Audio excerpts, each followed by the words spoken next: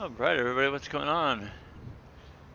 September 26th here. We're going to do a little bit of role playing here on American Truck Simulator. We're using Harvin's FLB with Krieshbaum's M11 Cummins sound, and I was just happening to browse through the workshop and I saw that the R&L paint schemes were coming back, and since I used to drive for them back in the day, it was only fitting that I would come back with, especially now since we have the owned trailers, they have the schemes for it. So we're gonna go ahead and take a quick look around the truck here. Obviously we can see that I have the exclusive rear on it. We've got our marker lights all the way down the side. The exclusive package. And now we're gonna take a look at the FLB itself. Nothing fancy, just nice and green. We got the good old Tennessee plates on it. And then, of course, what we've all been wanting here. Start her up. Turn off our hazards. Oh, you set the ignition switch there.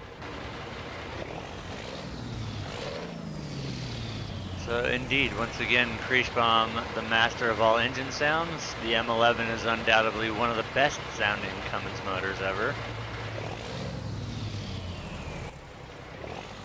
So we've lowered ourselves pretty substantially down in the chassis here, and then when we turn on the lights, you can see that I've got green lights everywhere in here. Interior lights, the whole works, everything is lit up green as we go all the way back into here. Damn, I got long legs if I could reach from the sleeper. Alright, so let's take a look at our, what is it, it's 4 in the afternoon. We'll be turning on those lights very soon. We switched from our dry van to an insulated trailer, so we're going to look at the cargoes here in Bakersfield, see what they've got. Oh, actually, we're in Elka, sorry. Where have we not been yet?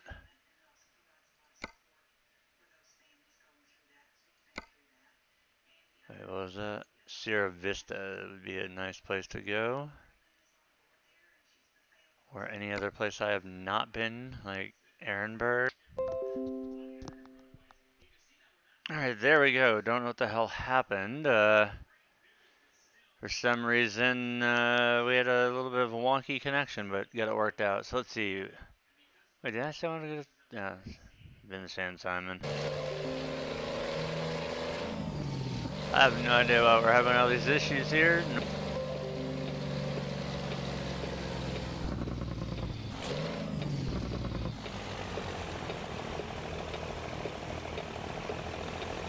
Hey, look, finally it decides to start working again. I don't know what the hell is going on the technical side, but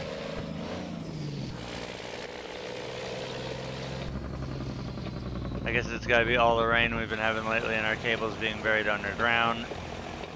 Even the main cables. To get some water down in them, we're kind of screwed. From what I've been noticing.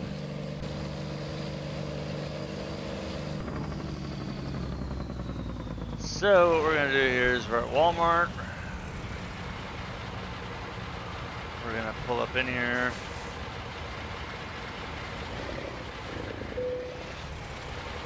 Get our job. Hope my internet connection stops being stupid. Get our GPS load. We're going to Santa Fe. Santa Fe, Santa Fe.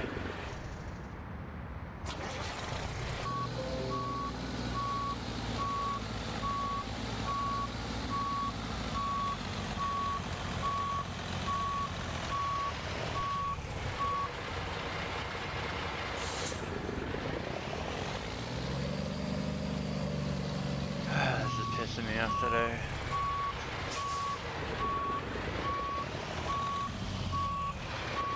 I don't know what the hell's going on the internet, but it's really annoying, especially when I'm paying what I am for it. Really pisses me off that I'm spending what I am for internet and it keeps disconnecting and reconnecting and all that good shit. And like an idiot, I'm so used to doing the old way and watching my other monitor hitting the wrong buttons So anyways, we are getting loaded here in Elko. We're loaded. And we are now bound for Santa Fe.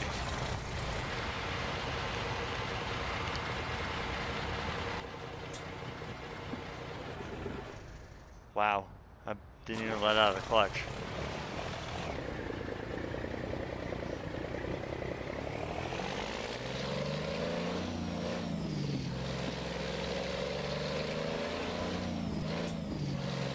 Double clutch in.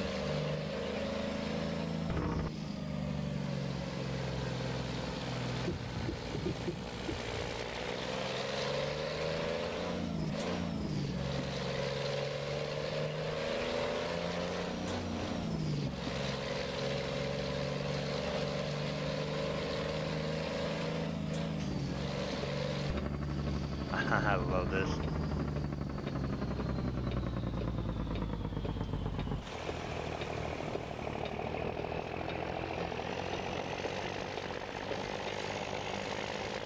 This sound is absolutely amazing.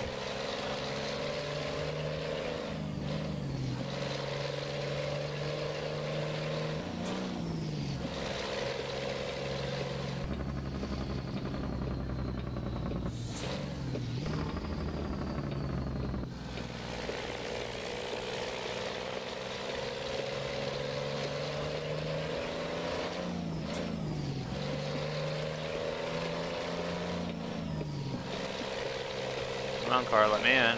Thank you.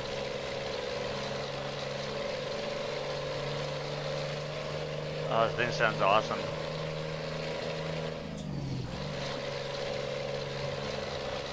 Sounds absolutely awesome. Now this is, I think, a 507 or a 505 horse motor in this FLB. My other option would have been a 300 something horse.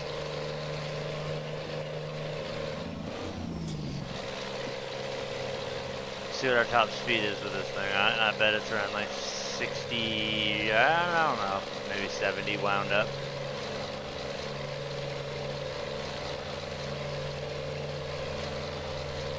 It's really slow to accelerate, which is nice. He's got the physics on the engine curves correct.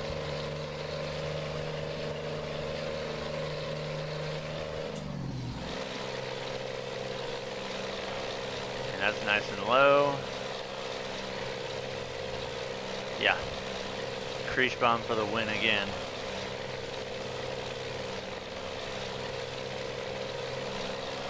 Please don't stop us, please.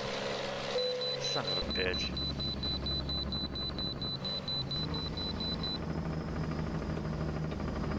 Well, I guess I'll play by the rules. Don't want to get a ticket for not stopping for inspection.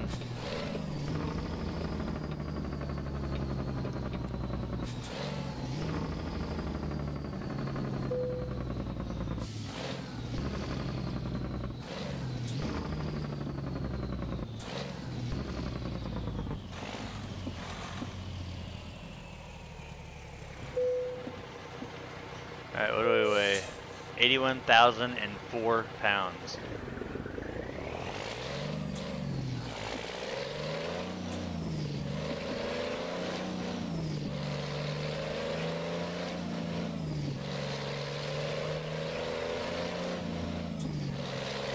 There we go.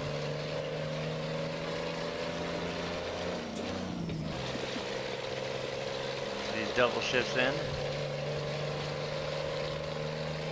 Everything's working there.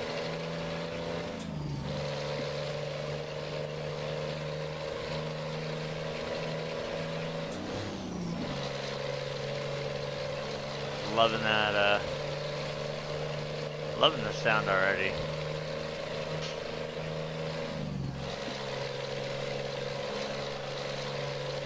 Now I've noticed 8 low and 8 high are really low on horsepower, which is good.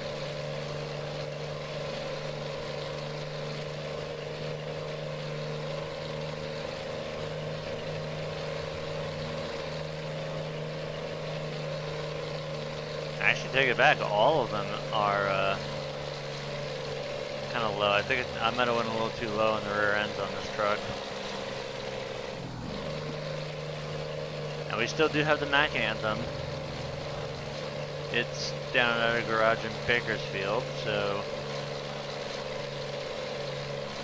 might hire a driver to get inside of that, or I might just do a few runs of this truck and then jump back in the Anthems to kind of break her in.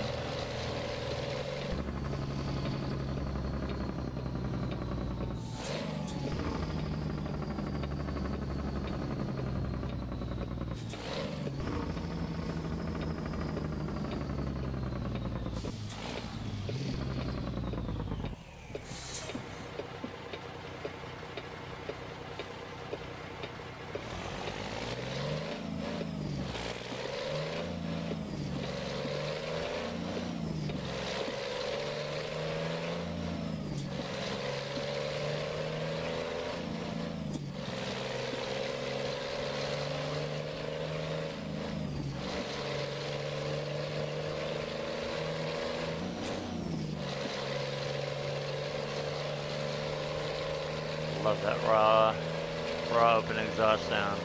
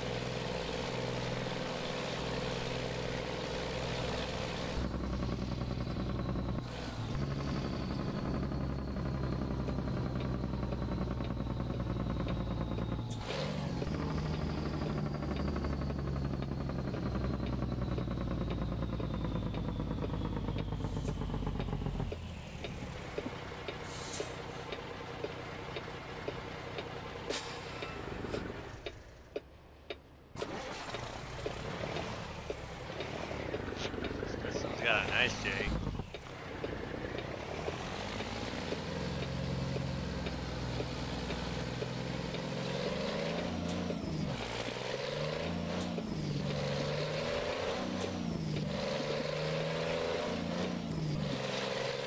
Come on, baby, let's roll.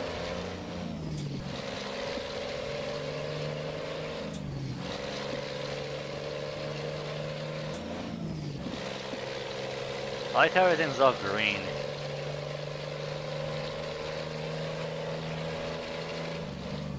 Might be able to change that out for the interior lights being white or something, or no interior lights, and I don't know, I kinda like the green. Always been a fan of green.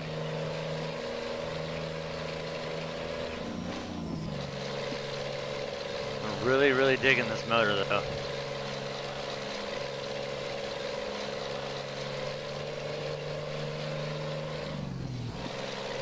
Sucks that Harvard didn't put like some more exhaust options in, because I've got just like the old school 2 short chrome stacks. It'd been cool to have like full hull or something like that on it, but keeps it retro.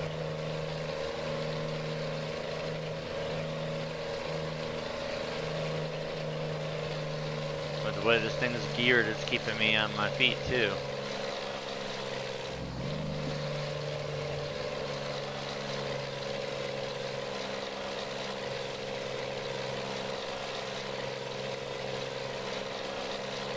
Come on, you pig, you can do it.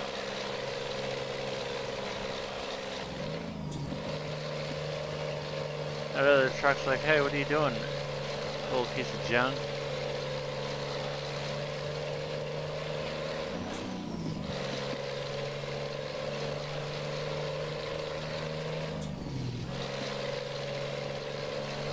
I'm trying as hard as I can to go fast.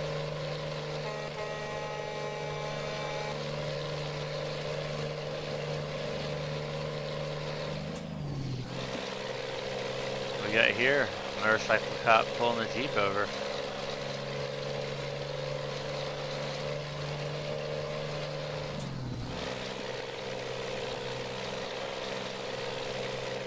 There, now we can resume cruise and let this thing just chew through the low RPM band.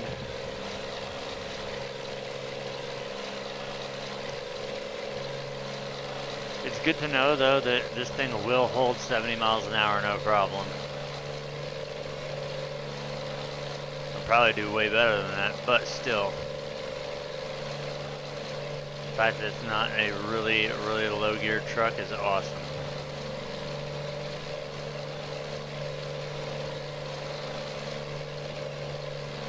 And the fact that the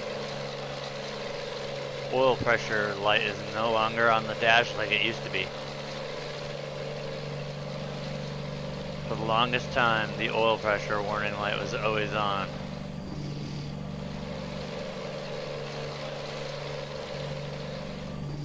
I think I might have found my new favorite motor though.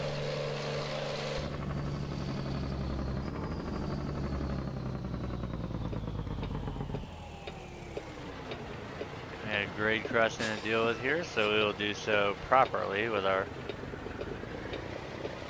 4-ways on.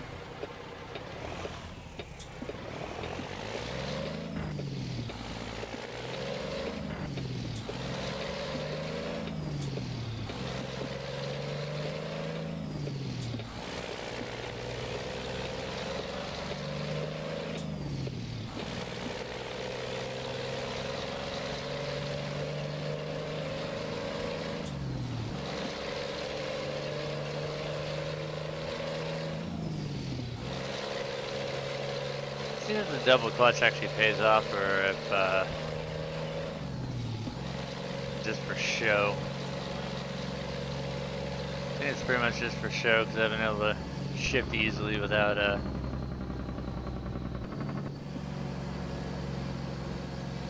double clutching.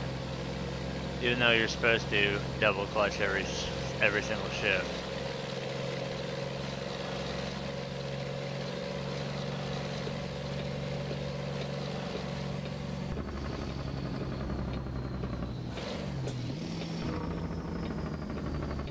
that guy's.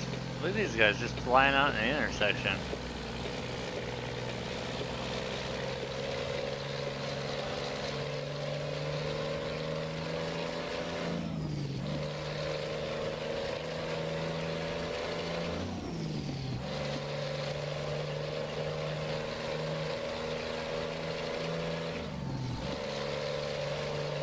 Can't stress how much I love this motor.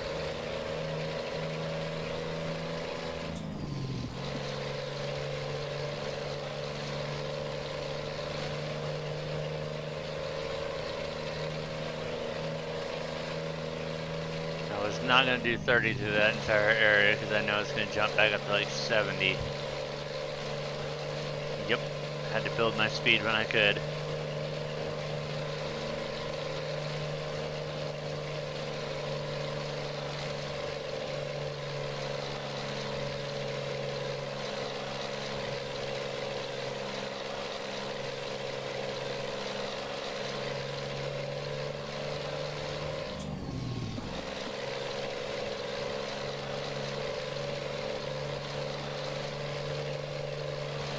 Not really sure I'd want to be doing 70 around these. No idea what Krieshbaum based this off of, but sounds absolutely freaking amazing.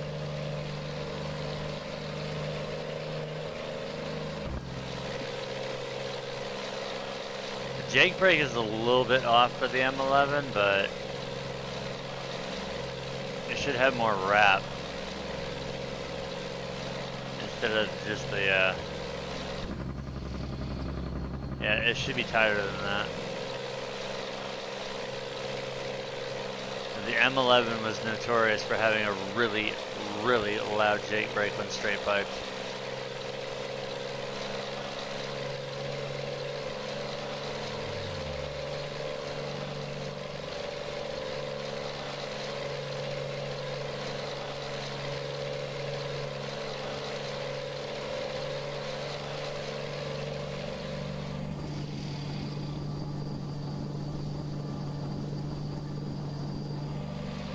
I think this is the biggest. Oh no, we had 260 gallon on the Anthem. So no difference between the FLB and the Anthem. They're both rocking 260 gallon tanks. No, total dual 130s.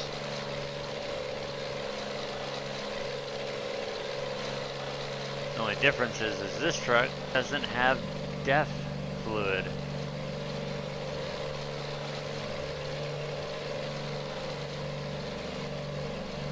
Never seen an M11 that requires DEF.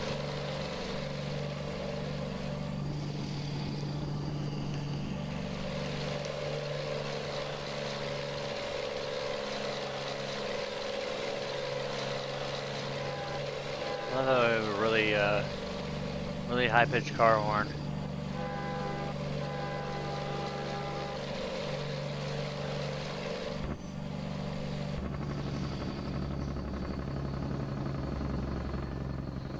This will be our first time driving through P.O. shit, Nevada.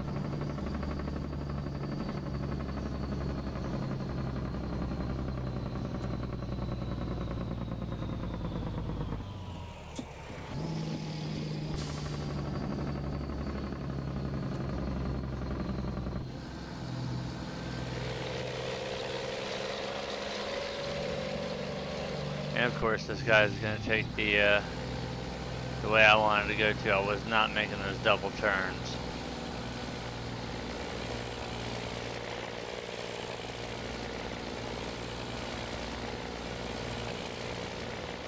Not gonna do it.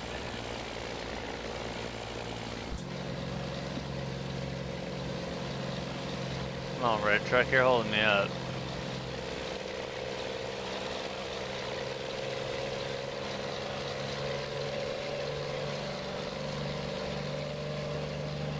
This would be a fun truck to drive when Oregon gets released and they re-upload them again.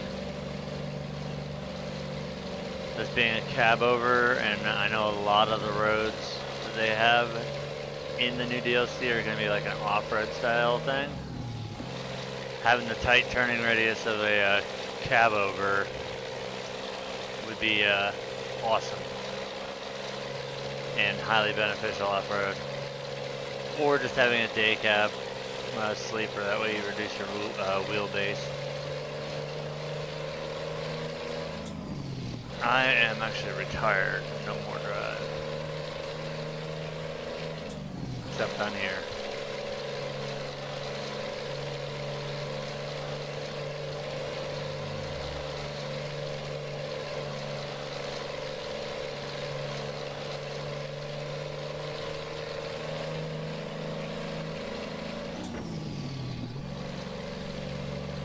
Come on, buddy, speed limit 70.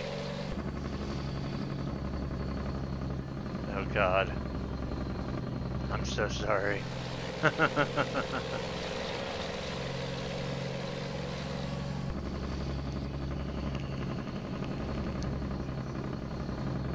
Watch, right as I peek out.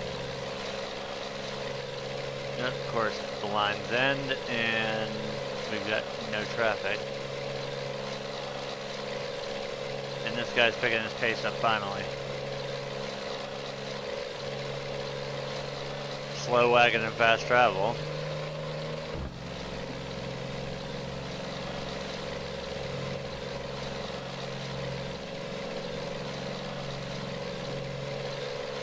That's what I remember it most notoriously for. Oh hey, let's see, let's get two trucks that are governed at right around the same speed. One's maybe 2 miles an hour faster than the other one. Yeah, let's pull out in the hammer lane. We're gonna pass this guy because we're 2 miles an hour faster. Meanwhile, there's a lot of ungoverned trucks and a stockpile of cars behind it. They're all pissed off that there's two trucks that are completely screwed speed-wise, trying to drag race it out up a hill.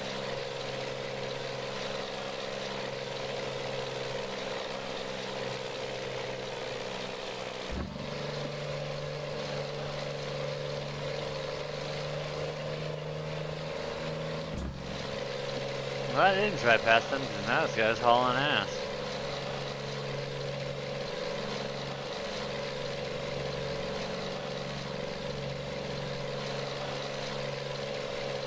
The only part of this trip that sucks is the majority of it is going to be on back roads, I think, till we hit Vegas.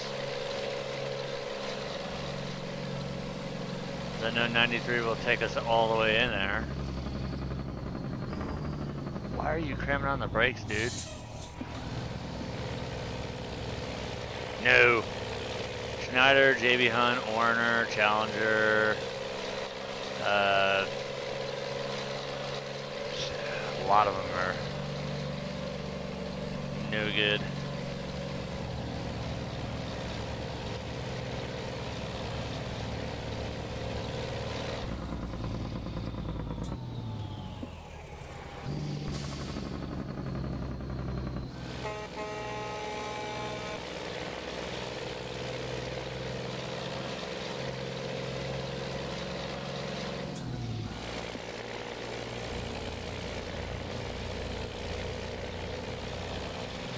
Come on, guys, we need to get rolling here. This is unacceptable.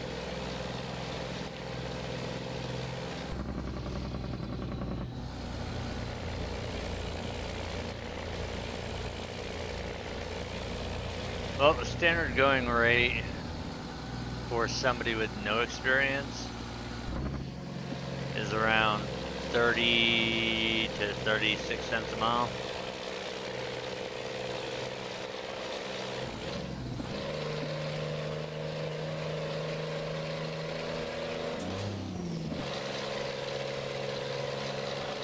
You get some years of experience around, you make over 50. That's a good, pretty good pay scale for fleet driving, getting paid by the mile.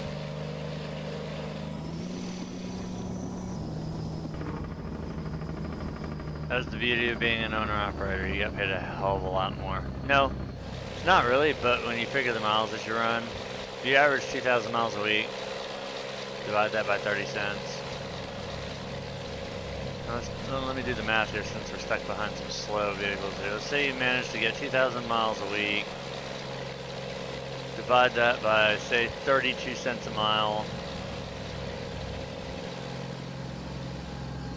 That still comes out to 62 and a half. Oh, wait, I did that wrong. Dumbass. Hang on.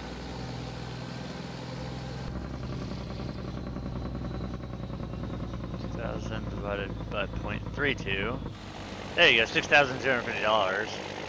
But you'll never see that.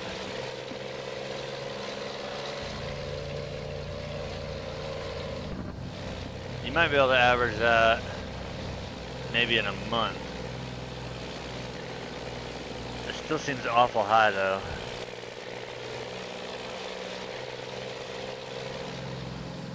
I know you can't average 2,000 a week. Well, you could try a 2,000 a week, but I don't see pulling in that much freaking money. It's impossible.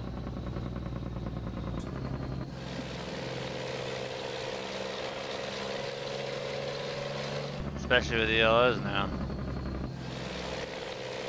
The LDs.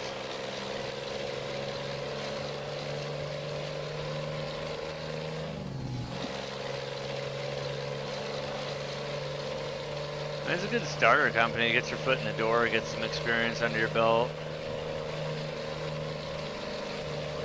That's the main part. As long as you can survive the first couple of years, get some experience under your belt, don't get any tickets, don't have any accidents. Have a good relationship with your company when it's time to move on for a better job. Driving for one of these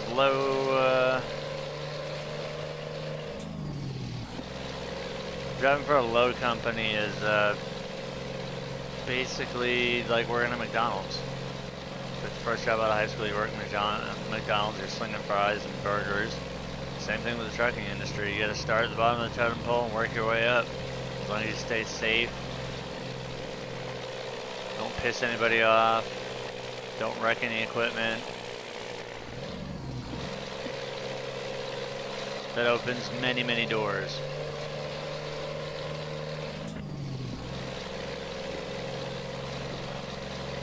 Now we're gonna have some rain. Awesome.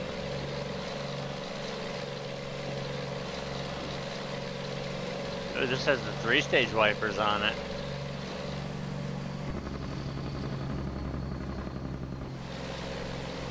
That's a plus. Night as an owner-operator is actually pretty good.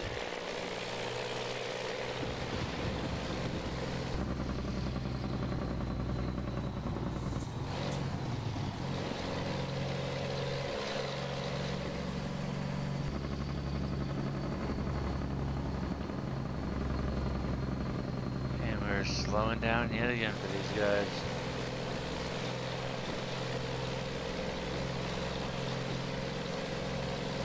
We haven't gotten halfway through this first trip yet, and we've been stuck behind slowpokes the entire way.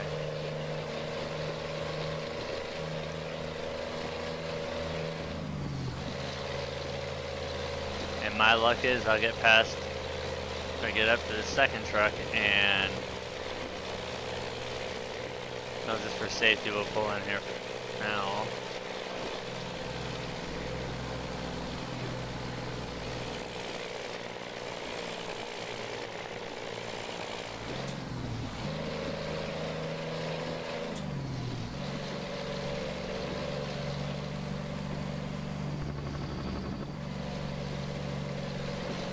Wipers on full now.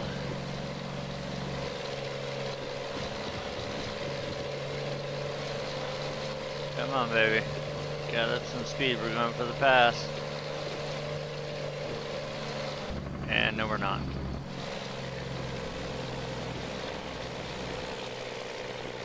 Actually looking for a good graphics mod for this to give it a little bit more of a realistic look.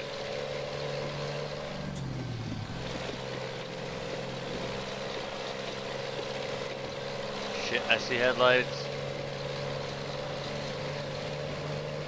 Somebody's gotta back out. It ain't gonna be me. Now, that was a dick move. Shouldn't have done it, but I had to get around those slower trucks. They were holding us up.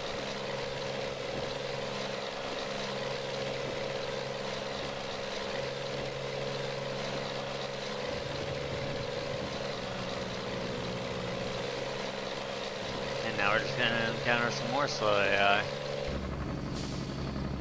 Oh, he was turning. Our drop-off is in Santa Fe, New Mexico at FedEx. We're carrying 43,200, gonna round up that extra pound. 43,200 pounds of dry milk. And there's the lights of Vegas, so we should be hopping on an interstate here, and hopefully we can knock some of these miles out, because it's still 6:49 to go.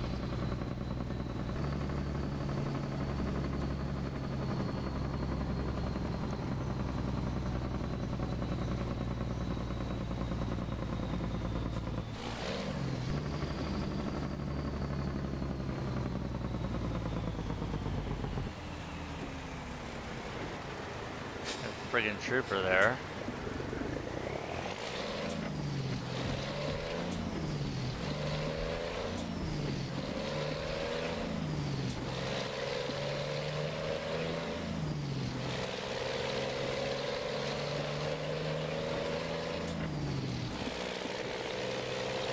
Notice after you get over 5th, it's pretty much half gear city the rest of the way.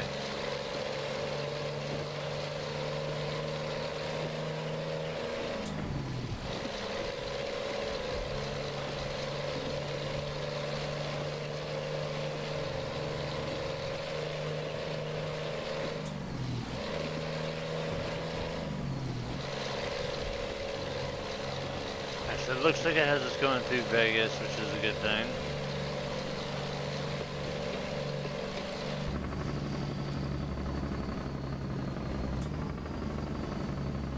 Yep, we're going to be going straight down and probably getting on I-15.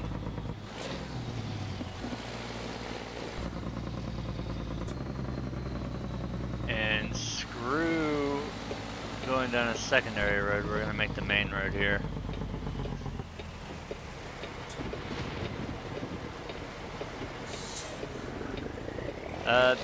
Basically, any day that I'd get behind the computer, I'm like, hey, I'm gonna do something today.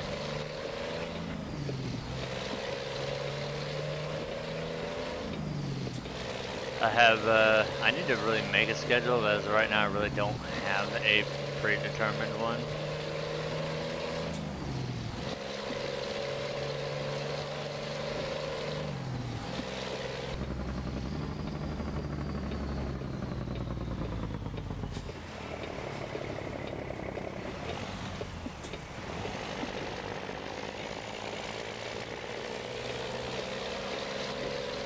Now we're on the right road.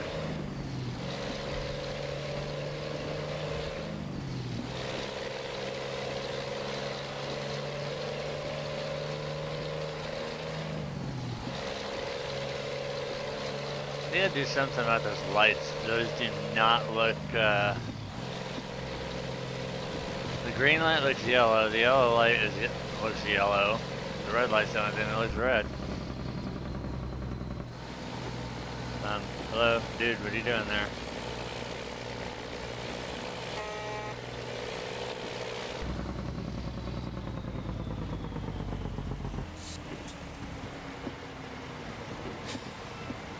What the fuck are you doing, truck?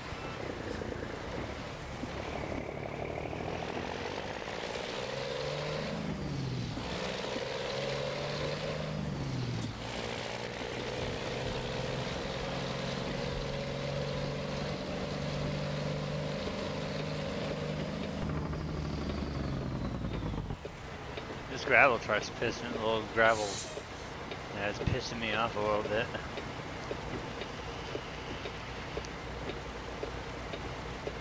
Is that a cop in a Camaro? I believe it is.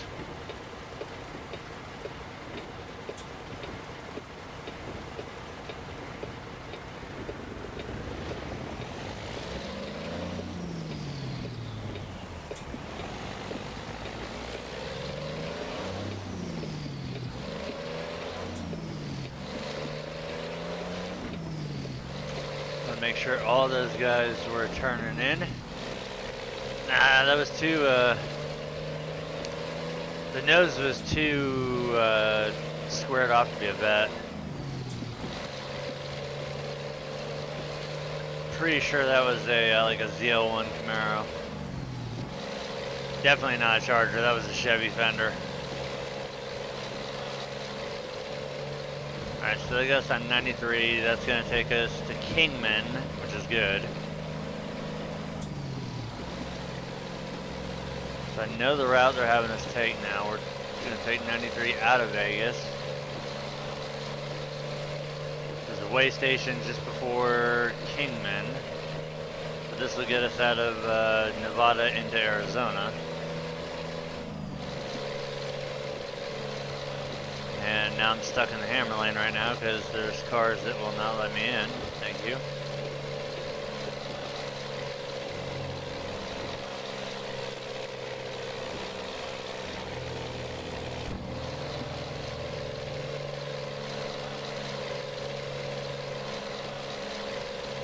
I'm gonna come up with a name for this old thing.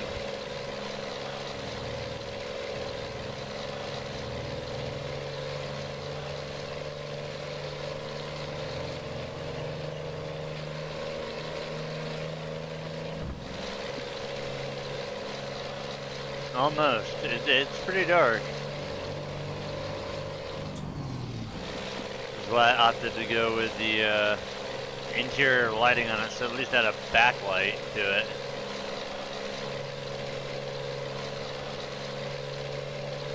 But sun should be coming up here in about an hour, so we should be able to kill our lights.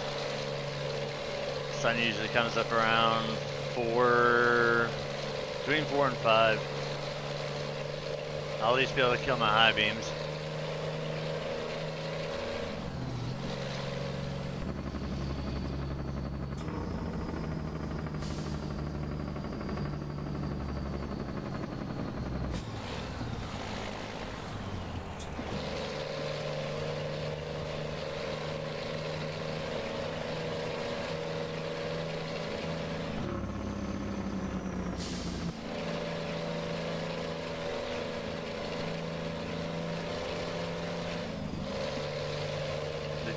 Jeep is stalling me out, so we're going to try and get out here in the fast lane, but I know the minute we do it, we'll be near the...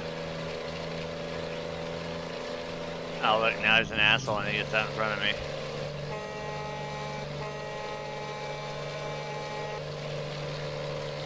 It's that bus that was holding the Jeep up, and he was kind of stacking everything up behind us.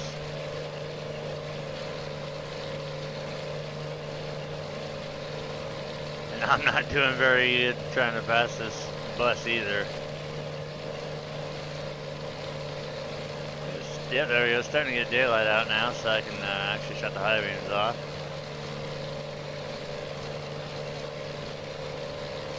Now, this is exactly what I was talking about earlier.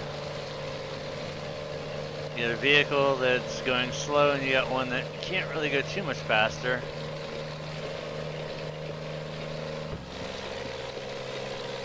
I just held up a whole line of traffic because I was barely faster than the bus. But I do have the premonition that we're going to get yanked into this next way station here on 93, right before we get into Kingman.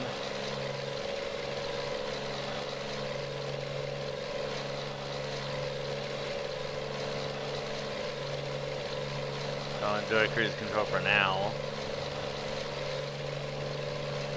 But fully expect to have to get on the binders and pull in for yet another inspection.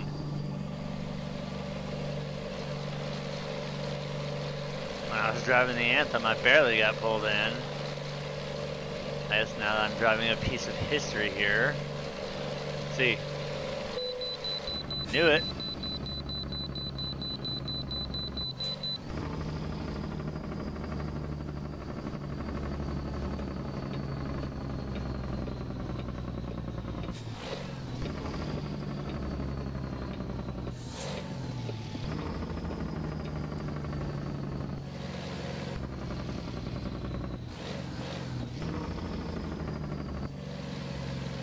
So that's 2 out of 2. We're batting 1,000 here.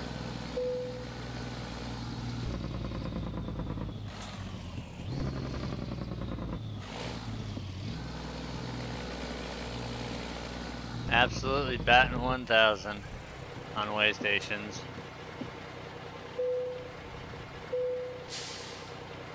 How the hell did we go up in weight? Now we're 80,474. Last time we were... that makes no sense. We were 82,109 last time I got weighed.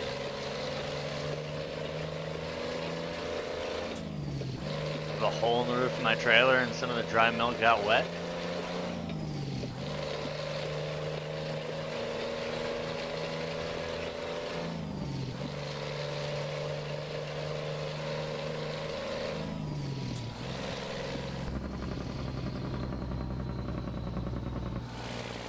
At least we'll be getting on, I believe this is I-40 here.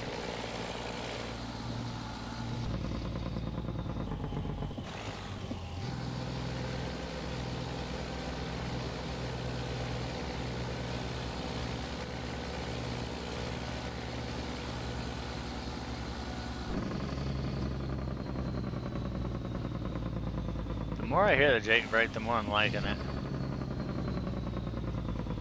It's all in the adjustment period.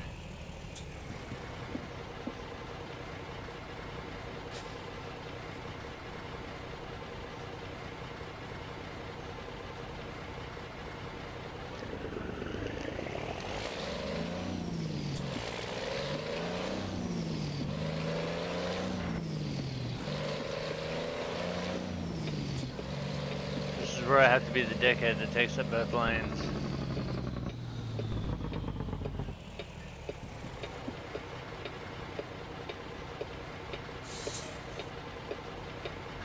There we go.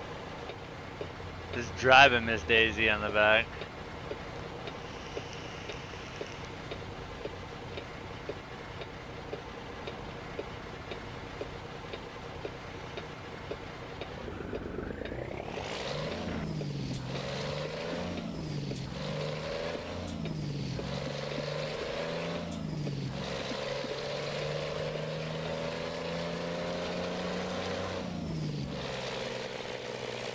No, don't you bitch out on me, truck.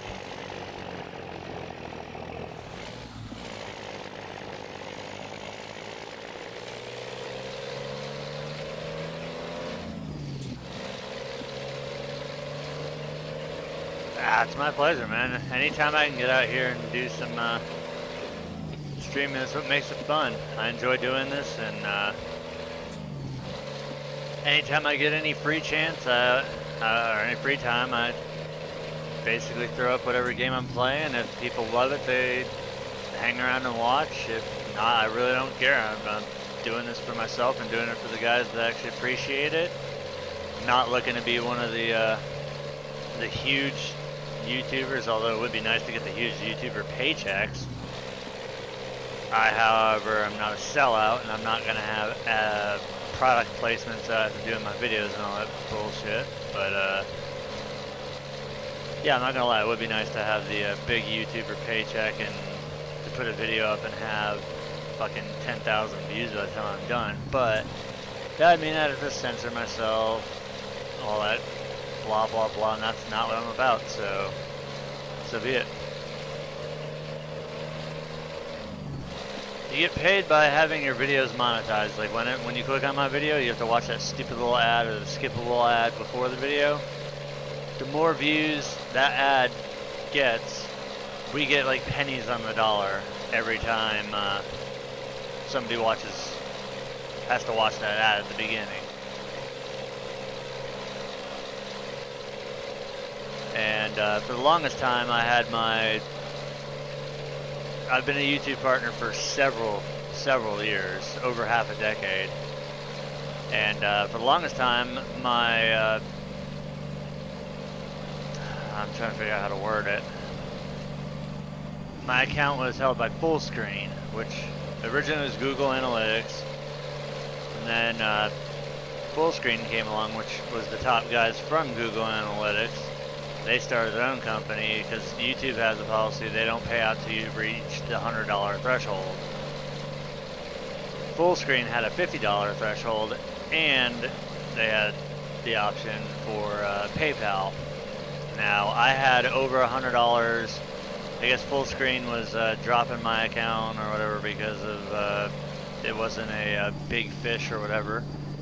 So I went back to analytics and then found out that I needed a bank account tied to it. So every time I hit that $100 threshold, it goes into my bank account. But with not having a ton of views, sometimes it could take a couple months to hit that $100 threshold, whereas some of these guys can hit it in a couple hours. Some of these big guys are pulling in thousands of dollars a week. Everybody's like, oh, you should get a Patreon, or you should get all these other things. I'm like, that's not what I'm about. I mean, yeah, donations would be cool, but like I said, I do this for fun. I mean, it does take a lot of time. It takes a lot of personal time. You've really got to censor yourself. That way you're family friendly for all audiences. But at the same time, I'm not the person that, hey, if you feel like supporting the channel, hit the super chat or hit up my Patreon or any of that. I'm not that type of person. I have the super chat enabled, but I don't push it. I don't push any of the other stuff. Shit, I can't even do PG-13. Mine are borderline R and X rated. Especially when it comes to like the farming sim videos and stuff, because it gets a little bit boring farming. Which, speaking of farming, come November, there is gonna be a ton of FS19 videos. I mean, literally a ton of videos.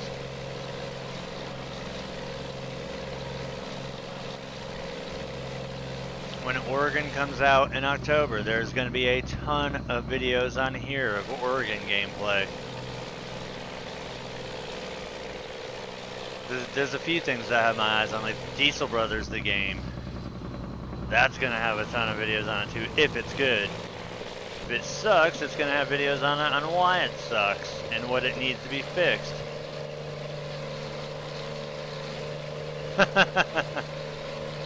I love it when my hose are dirty.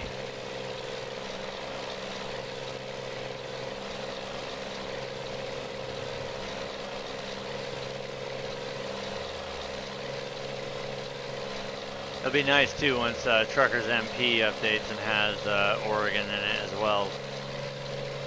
Like I don't know why, but I'm like really excited to see if the Oregon DLC is going to live up to all the hype that SAS has been pushing on it. I mean, so far they've done a fantastic job. I mean, there's very few developers that I will continue to throw money at. SES is one of them, because they always stand behind a quality product. And you guys know me, I don't get paid for shit, so I'm not saying this because I'm getting paid to say it. SCS stands behind their stuff. They don't release half-assed patches or DLCs. And we'll use, for example, the biggest fail on launch, Car Mechanic Simulator 2018. That thing was a colossal flop on launch. The game was broken for about a damn month. We stuck through it. They gave us like 3 free DLCs, and then the rest of it was all payware. The game's been out for a year, and we finally just now have engine swaps and all that stuff. Now that falls on Playway and Red Dot though. That's just piss poor management of a company. Do I still play the game? Hell yeah I do. But that's what puts me in the league of people that aren't really desirable to showcase your brand so much, because I don't sugarcoat things and I call them the way I see them. If your game's awesome, I'll praise it up and down, but if your game sucks donkey balls, I'll be the first person to tell you that, and I will tell everybody on the internet that the game fucking sucks. if for some magical reason the game unsucks itself, I'll eat my words and be like, okay, I was wrong on the initial. At first it sucked. They got their shit together, now it's good. I think that's what scares away most of the people, is they're like, oh, this guy really doesn't care what he says. And I mean, yeah, I'd love to get early access keys to games and stuff so I could be part of like beta testing and things, but I don't know. I gotta get hooked up with the right people and maybe an overhaul or whatever.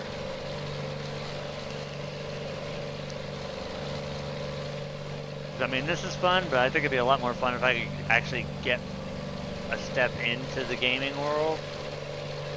Like my foot in the door and actually be able to beta test things, get keys to games that aren't released yet, start putting out stuff. Awesome, man, appreciate it. This is the reason why I do things, is because I've got, and I know the numbers fluctuate. I watch every time, see how many people are watching. The numbers go up and down, but a number is just a number. It's nothing in specific, but I also keep tabs on who is consistently commenting in all my videos and everything, and all y'all that keep coming back to watch these videos. It's the real reason why I keep putting them out, because I could easily just delete OBS and close my YouTube account and do all that, but there's people out there that actually enjoy what I'm doing, so that's the reason why I do it. It's not necessarily for myself, so I can just sit down here and just talk the entire time about dumb shit, because honestly, I almost feel like I'm just talking to myself and everybody around me, or people that come in, like my daughter's friends or whatever. I'm on here streaming, they're like, who the hell's your dad talking to? Is he talking to myself? No, he's like on YouTube right now. He's like, really? What? People actually watch him drive around in a truck in a game? They don't get the concept of it.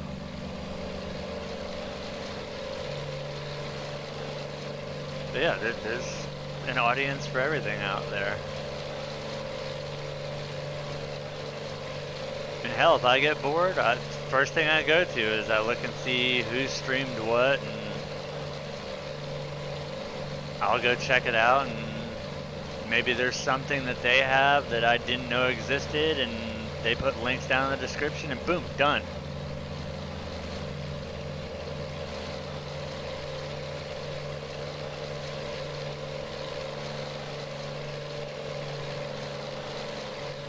I'm trying to remember what the hell generation I am. I'm not Generation X, but I'm not a millennial. I'm like that weird ass little gap in between Generation X and the millennial. See, that's what's been really pissing me off lately. I have not been able to put up a good video on the bike in a while. We went through the move first. Literally having to move from one side of the county to the other, and we have had so much freaking rain the past week, it's not even funny. I've been dying to get out, just even a freaking ride. My GoPros are all charged. See, I was born in '84, so it's like right on the edge of Generation X and Millennial. I forget what the hell it's called, unless it's total bullshit and somebody just made it up on Facebook, but there is supposedly a little gap in between Generation X and being a millennial.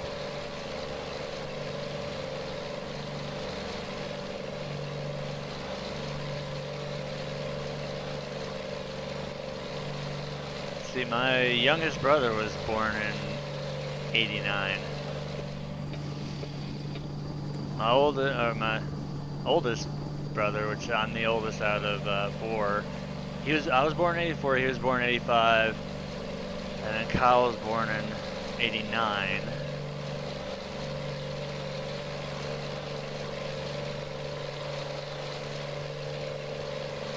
Yeah. It was probably made up, but I'll just stay Generation X because I'm definitely not a fucking millennial. I voted Trump. I don't cry. I don't have issues of which bathroom I need to use. I don't identify myself as anything other than possibly either like a race car or semi-truck or something with a really loud engine.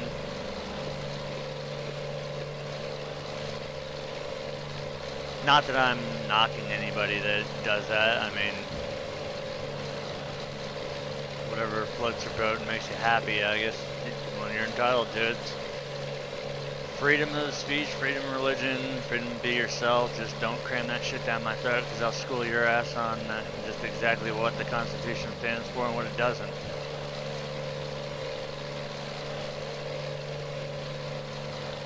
That should be my new nickname, Dirty X-Men.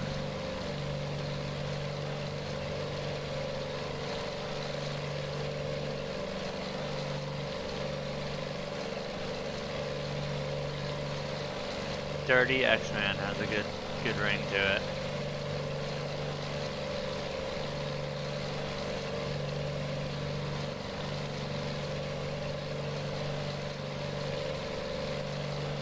Now what do we got? We got 232 miles until we get to Santa Fe.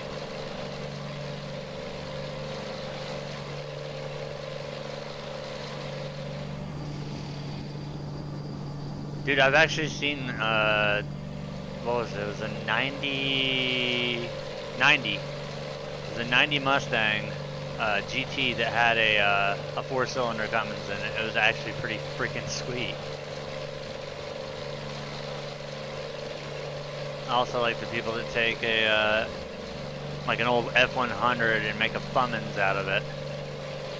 Son of a bitch, we're 3 for 3 now with way stations.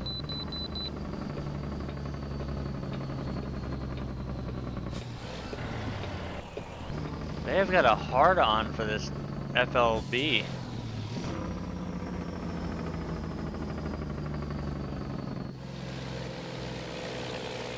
I have never been pulled into way stations so many damn times than this trip right here. If you have traffic offenses on, yes, you get fined for not stopping at way stations. Technically, there is no penalty for overweight because there is no such thing as overweight. But if I was to not pull in, see now look, our weight changed again. Now we're 80,139 pounds. Last time we were 84 something.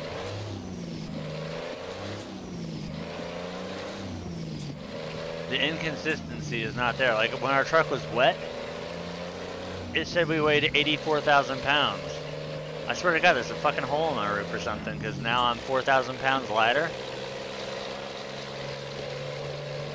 There's got to be a hole in my roof. And I'm not going to be responsible for those bags of powdered milk that got wet.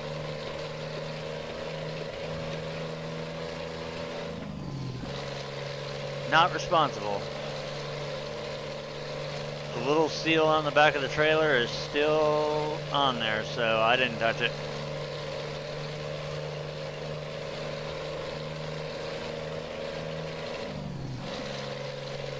I just think it's funny that the numbers change from way station to way station.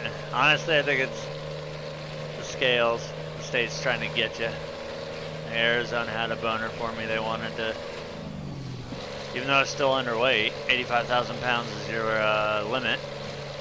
Pulling some of the heavy hauls, I've weighed 160,000 pounds. But no, SCS doesn't have a penalty system in place if you stop at a way station and you're overweight, but if you're running traffic offenses and you blow past a way station, I don't remember how much the fine is, but you do get fined for not stopping at a way station.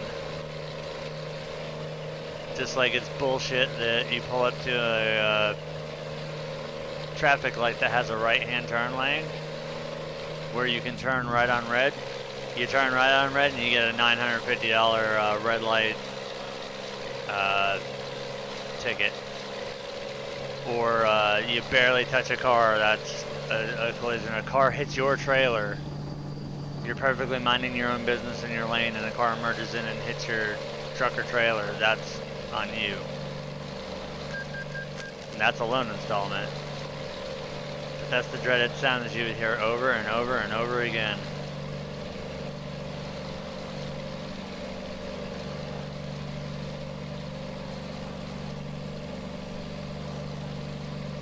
Which is why I drive with traffic offenses off.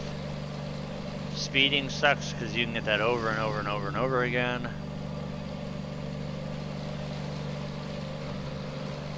I also turn fatigue simulation off because I don't like that freaking rest bullshit. I just like to be able to drive from point A to point B non-stop.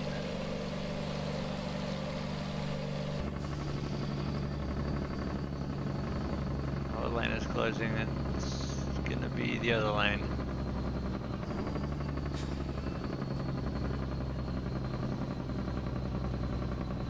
That guy better jump in behind me because I wasn't going to let him in front of me.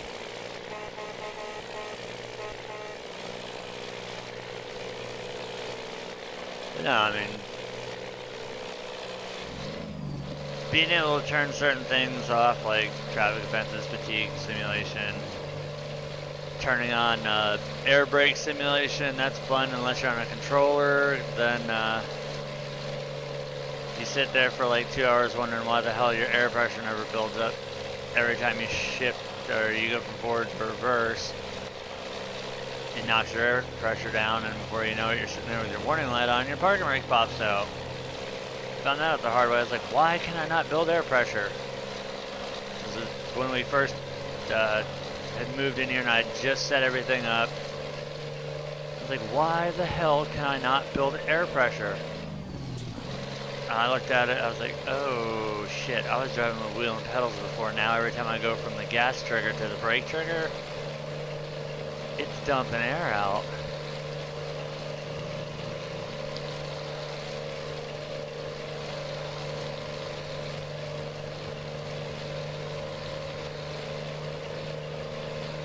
That's why I love using wheel.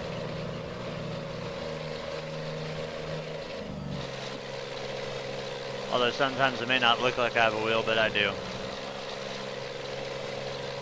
At least for the controllers, they dumb down the steering on the analog. That's a good thing, but it's also a bad thing because you've got to make your turns a lot wider with a game controller because the steering response is so much slower, whereas this is 1-1. Every little bit that you see the steering wheel moving right now, left to right, is exactly how much I am inputting left or right on the wheel. There is no dead zone in play here.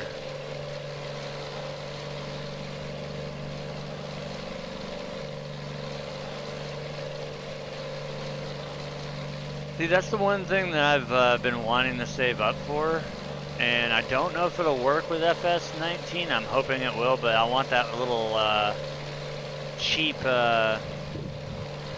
well, it's not really cheap, but the quality of it is.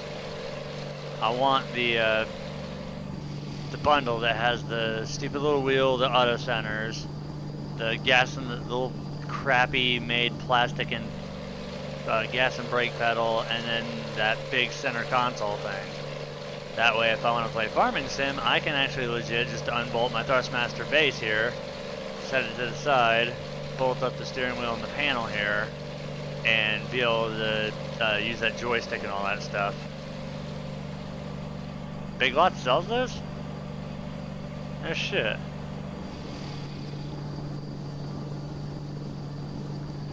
Our Best Buy does not have those. And pretty much everywhere I've looked across the board, it's I think what, $250 to $300 for the whole kit and caboodle that also includes the game. GameStop, for some reason, they don't carry anything PC out here. That's the one thing I hate about Tennessee. Like, they'll try and sell you anything PS2 and up, but when it comes to PC stuff, they don't carry jack. Unless it's online. far as go online, look, see it in store, buy it, and go pick it up, yeah, it's not happening around here.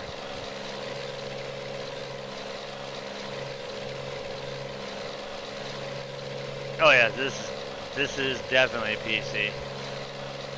I don't think ATS ever has plans of dropping on console, but Farming Sim will be on PC too.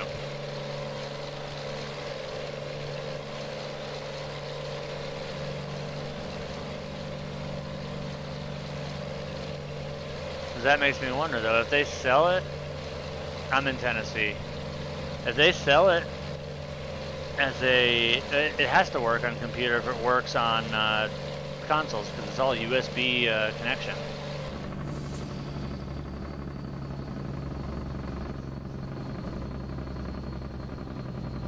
Was this the 15 or is this the 25 interchange?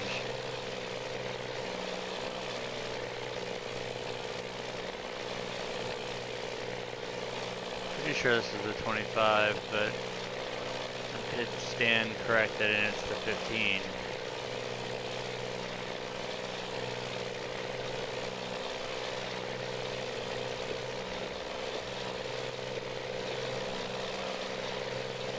Judging by the fact that I've been down here a million times, I'm going to say it's probably I-15.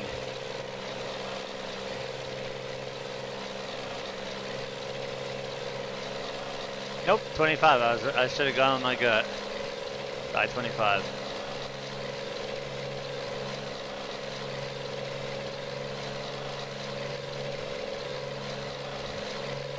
I'm going to unplug my headset. That's been plugged in for quite some time. It should have a full 12-hour charge on it. Oh damn, we're only 41 miles out now.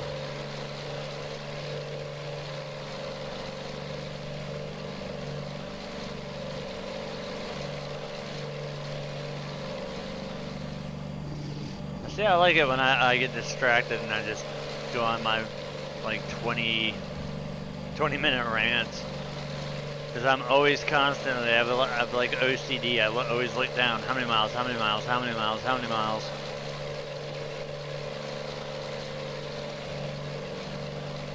So this will put the first 1,000+ miles. We've already got over 1,000 miles on the truck. We've got 1,057 on this old tank.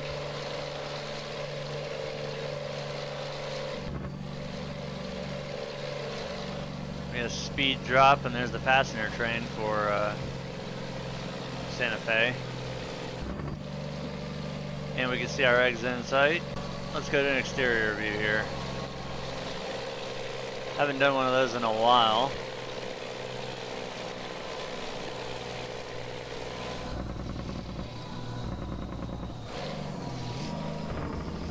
Why did the train stop?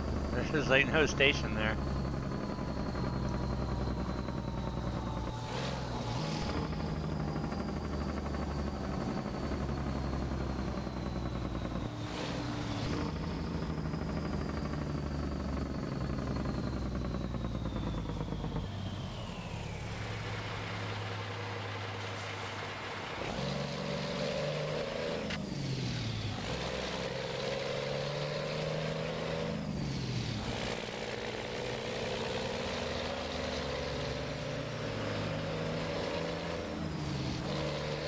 Love the sound of this. I can't get over it. This is so badass. It actually is harder to control, especially when you can't see the front of your truck. But there's also this view too that puts you up on top of the roof. Not a huge fan of that one. This works really good for backing in because I'm lazy. I'll be the first one to admit it.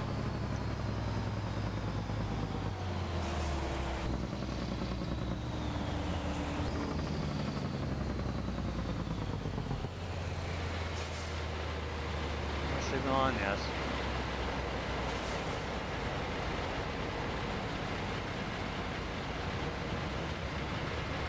It can be a pain in the ass sometimes, especially with the way the camera shifts when you're making turns and stuff, but it has captured in the past some pretty epic rollovers for me just taking corners way too fast and being stupid.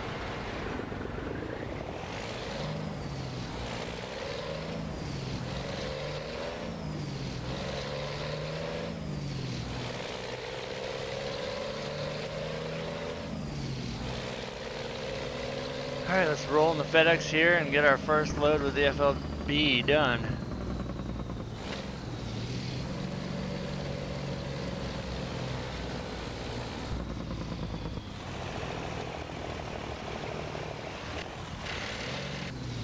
I like grinding the living shit out of that gear. No, this one's easy, it's a straight in. I thought we were going to back end.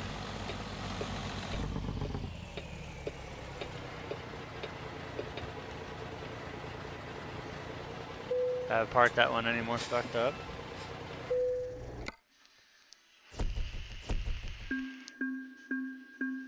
So 1,079 miles.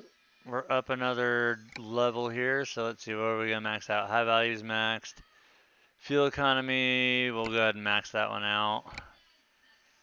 And since we are in Santa Fe, let's see what we got load-wise. We can go to LA. I'm looking for somewhere I haven't been yet. Our highest paying load, though, without a doubt, will be LA, and I think this one should be more of a straight interstate run. Yeah, I think we'll take these home accessories, which I don't know why the hell they've got home accessories in an insulated dry van. Plus, it helps that we're right at Best Buy.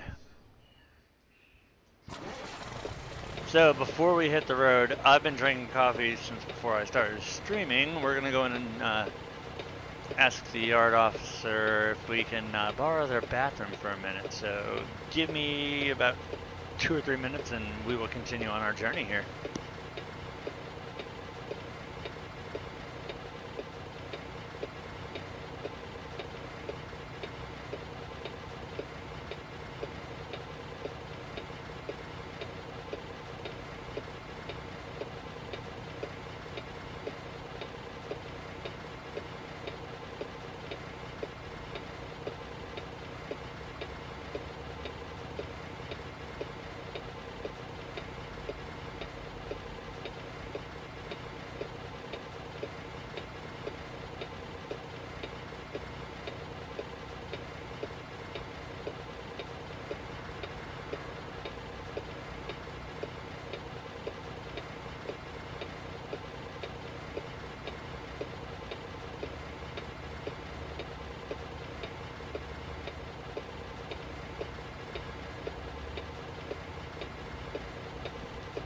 Alright, with a little chatty chat with the guy there in the office. I asked him about those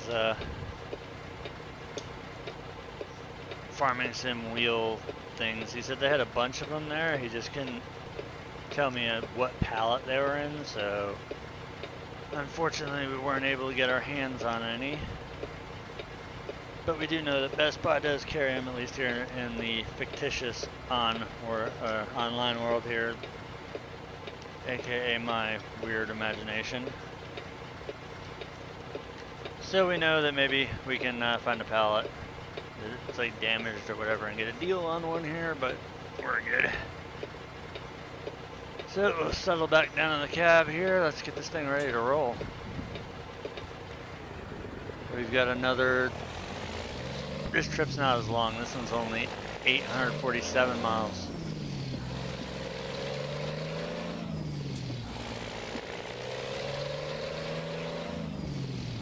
This is weird because we were in FedEx and they had damaged things.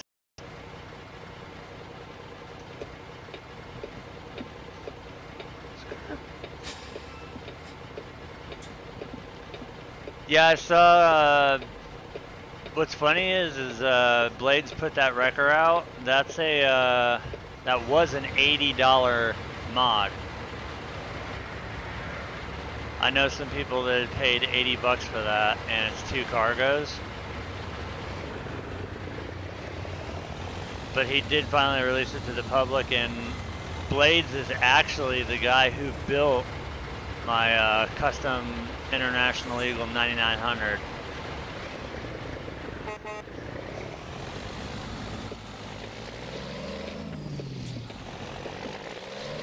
Waiting for it to get updated.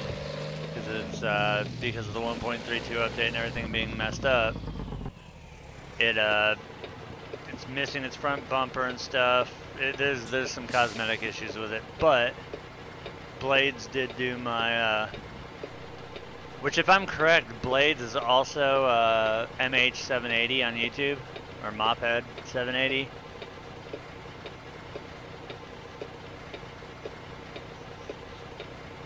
He's a hell of a guy.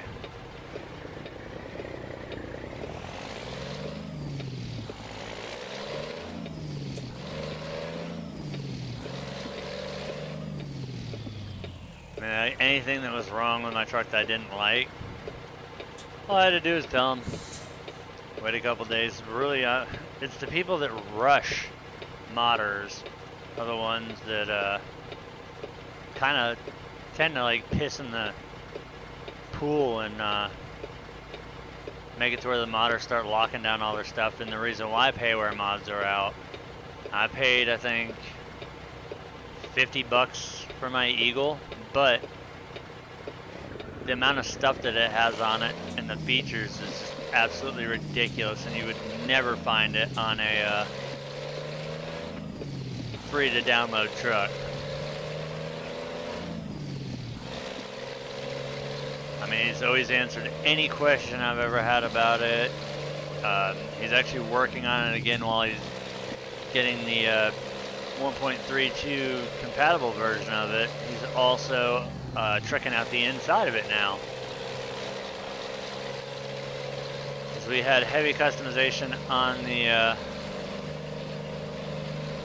exterior, he's going to be pimping out the inside on it. So I should have a very, very unique, one-of-a-kind 9900 Eagle. This is exactly what I wanted, because that was the very first truck that I owned. After coming off of fleet driving and becoming an owner-operator, I owned a 2000 9900 IX, and I had always wanted a recreation of it, and he did a fantastic job with a few of his own twists on it. Like I told him basically just the general idea of what I wanted, and he went above and beyond and delivered a completely amazing truck.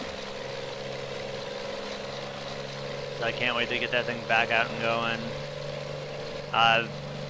After the very first one, I had bought several more. I also have JDM's C500 wrecker. I've got his 359 Peterbilt. Those are going to have to be updated. I've got several payware mods. I've got a Lone Star, stretch frame classic XL. I've got all kinds of payware stuff that just needs to wait for the 132 updates to be handed out to them, which honestly I don't think will come till after we see Oregon and we have the final 1.32. Even though we are officially on 1.32, I mean, I'm trying to figure out what the time frame would be as to when the exact date. 'Cause you know SCS is not going to tell us the exact date that Oregon drops. It's going to be one of those things where you're just going through and daily checking Steam to see what's up and what's going on. Or if you're like me, go through your wish list, see what's going on, and all of a sudden it's going to say, boom, Oregon. Like, oh, no shit.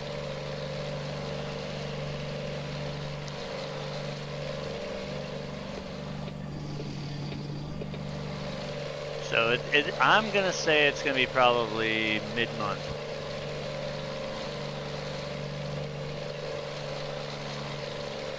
I know I've been keeping tabs. Every time there's an update for ATS, I'll look and see what they're saying about Oregon. And they're saying it's done.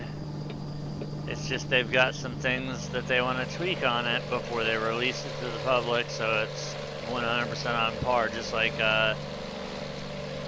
ETS2's equivalent, Beyond the Baltic. I think that's what it's called. Baltic and Beyond or whatever. That's going to be a kick-ass DLC for ETS2 because it's going to have Russia, all kinds of stuff in there.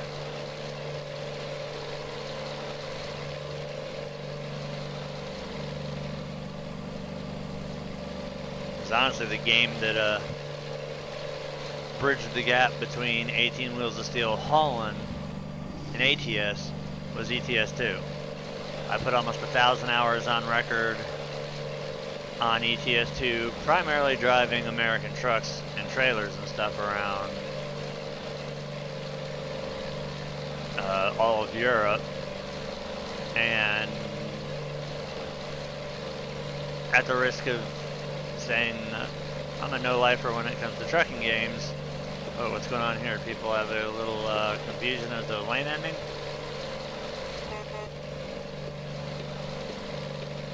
Anyway, as I was saying, at the risk of sounding like a no-lifer, I've got over 1,000 hours on this game. I think I've got right around 1,300.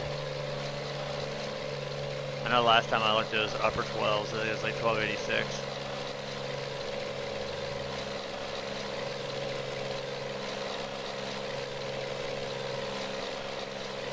The thing that's really intrigued me about the Oregon DLC is how heavily influenced the forestry industry is on it. I think, what was that I was watching? I was watching the SCS live stream with the developers doing the Q&A video. I think our truck might need a little bit of fuel, so we're gonna stop off here for some go-go juice.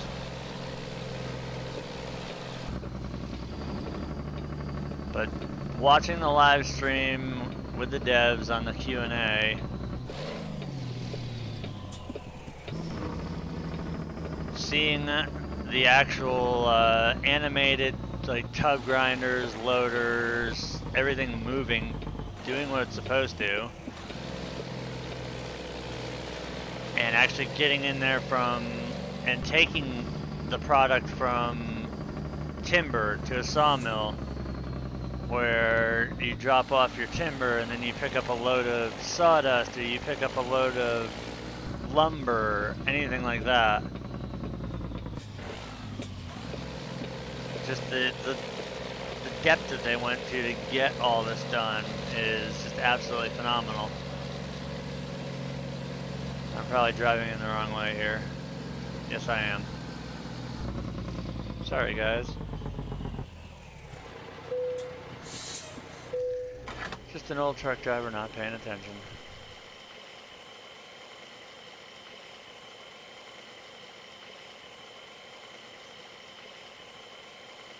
How much are they going to pay, or how much is it going to cost to fill up? Jeez. $546.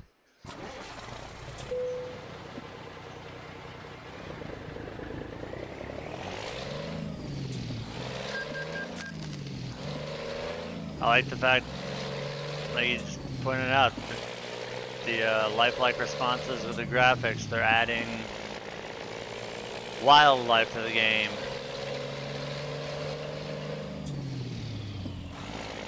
There's little things like that that make the gameplay that much more enjoyable and make you want to come back and repeat it and keep playing.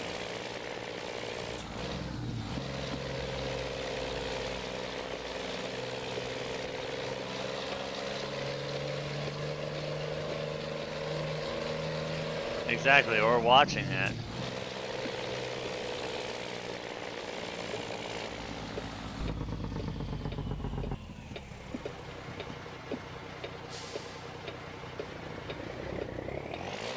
Yeah, I feel your pain there. I had a couple of laptops that won't even play the most basic of games.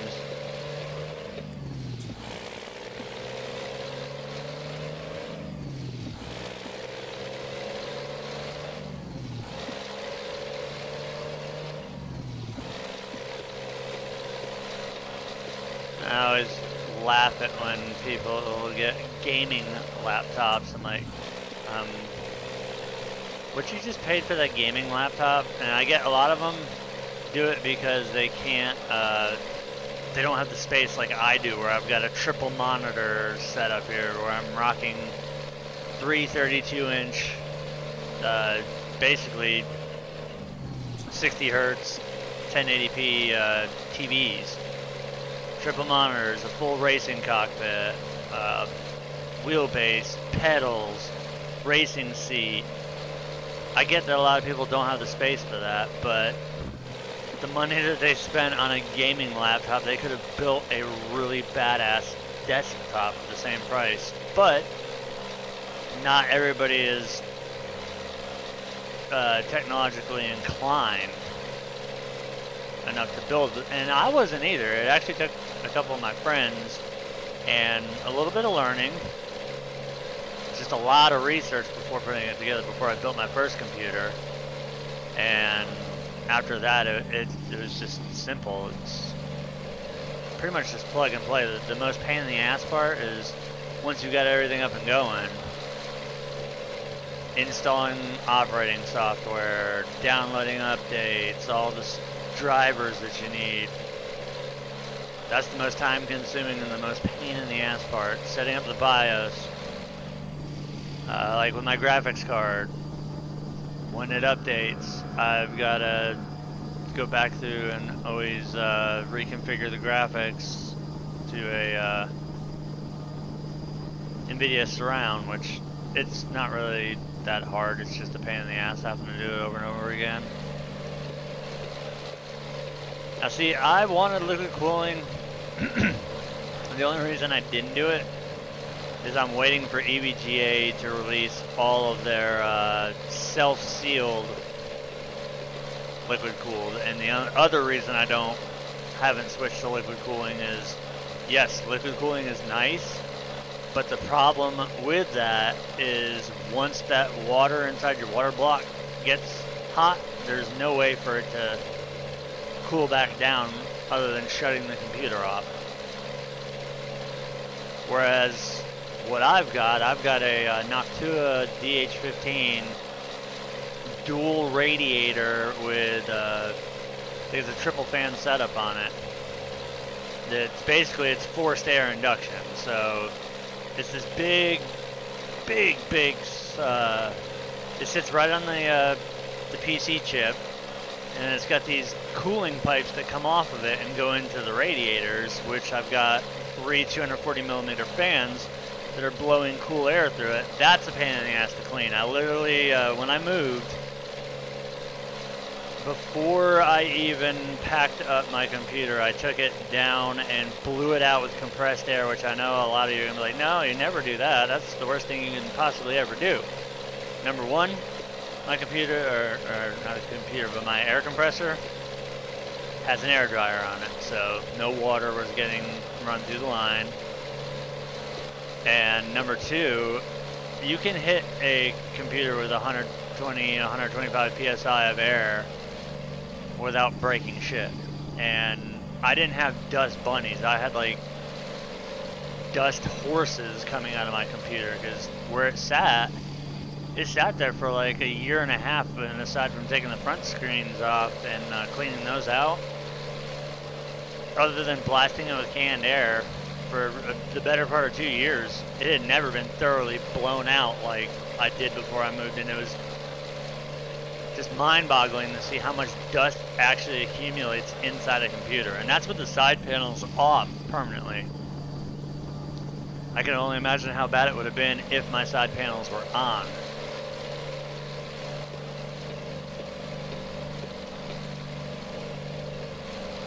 Like my graphics card was, I don't see how that thing didn't overheat.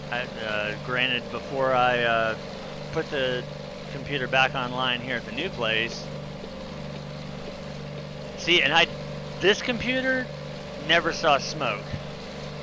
The computer before that, that's back when I still did smoke. That was, oh God, what was it? 3 years ago. So the last computer I had, I was constantly cleaning that one out because of smoking next to it and the smoke getting drawn into the fans. The entire thing stunk. So when it came time to build the new computer, which is the current one I have, oh my God, we have been graced by the way station gods. We can pass this one. Our W pass over there lit up green. Luckily this computer was never smoked in, and we've got a bush in the road. Now, I do vape, but that doesn't get in there. Yep, that's exactly what I saw in my old Mobo was that brown film on it. I was like, what the hell is that? And I took it and I smeared it with my finger and I smelled it. I was like, oh, that's nicotine.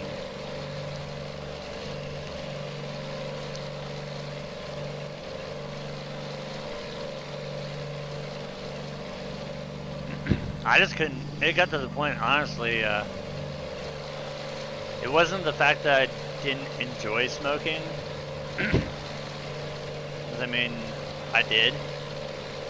But it just got so fucking expensive. It was like, okay, hold on. There's got to be a cheaper alternative than paying $50, $60 for a carton of cigarettes that's going to last me a week.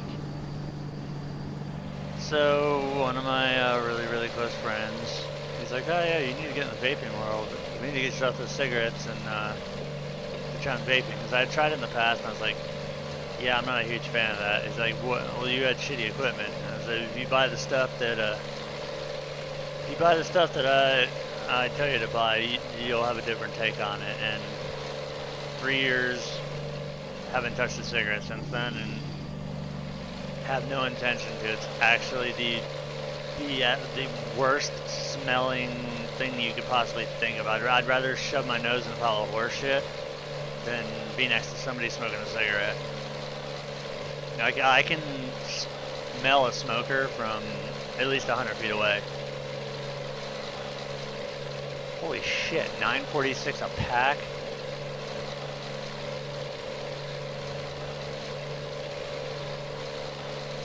That's the main reason why I gave it up. The big hit was on startup with vaping, because you gotta buy your batteries, a charger, mod, tank, liquid, all that, but after you get that sorted out, I can get a 120 milliliter bottle of liquid for anywhere between like 8 to 15 bucks. What level, it all depends on what level nicotine you were, because if it did that, you were probably on too high of a milligram of nicotine. 'Cause I'm on the lowest, really on 3? That's the, wow, yeah. That's exactly what I'm on is 3, and that's the lowest you can go. Anything else, and it's just flavored nothing. It all depends also too on your flavors. If it had cinnamon in it, that usually has a harsher throat hit. If it was apple, or if it was just like a shit liquid. Because I've had some that. And that's the thing with the e-liquid industry. Some of the liquids sound absolutely amazing. You get all excited about it, you build some coils, you fill your tank, you're ready to go, and you hit it, and it's like, oh my god, this tastes like garbage. I've run several of the Smock products. I had the G-Priv. That was a great mod, but it's just like an iPhone. You drop it once, that screen is shattered because it's a glass touchscreen. My go-to mod right now is the Geek Vapes Aegis Legend. It's basically waterproof. It is shatterproof. You can chuck this thing out of a fucking window at 60 miles an hour. You can run over it with your car. You can take it underwater. You can wash it out. It's military spec, and it runs off of two 18650s. Paired up with a nice, I've got a Kylan RTA and I think this is either the Aero Mesh sub-ohm or the Prince sub-ohm, but it's a mesh coil, so if you don't feel like building your own, for this being a mesh coil, it's got superior flavor. This tank too, believe it or not, I've never had a leak out of it, ever. And the coils, from being mesh coils, they last ridiculously long. I can go through, usually it's about a month, or about 120 mils of liquid. It depends on how much sweetener they put in it, because that's the main thing that kills your coils and your wicking. If there's a lot of sweetener in it, it's going to gunk it up, and like my Kylan, I've got a liquid called Cinnaroo, which is 100% Cinnamon Toast Crunch all day long.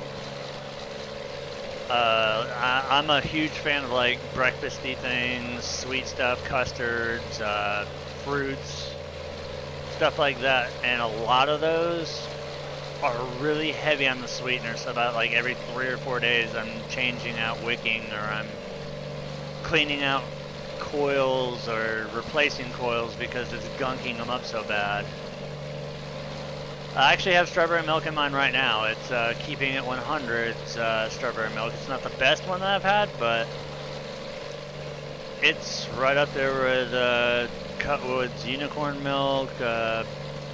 Basically every strawberry milk that I've had. The one I'm really pissed off that they don't make anymore, it used to be a 100% carbon copy of Nesquik strawberry milk.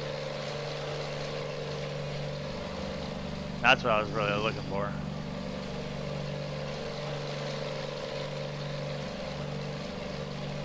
And as disgusting as this one liquid sounds, it was actually fucking phenomenal. It was a,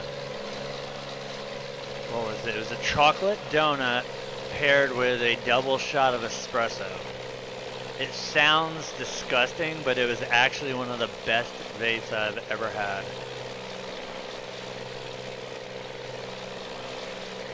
Oh, we got a semi that's, looks like it's broke down over there.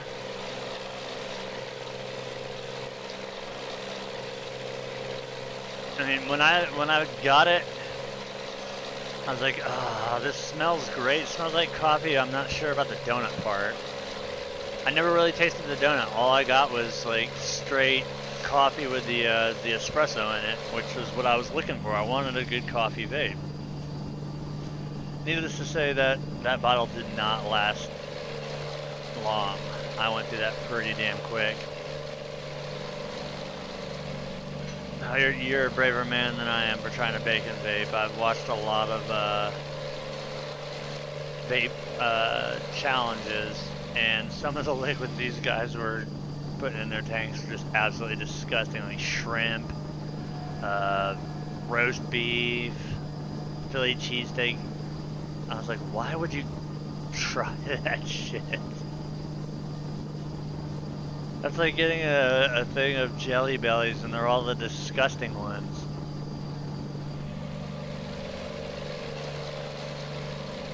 Like, you have 0 good flavors in there. It's just all... Ugh.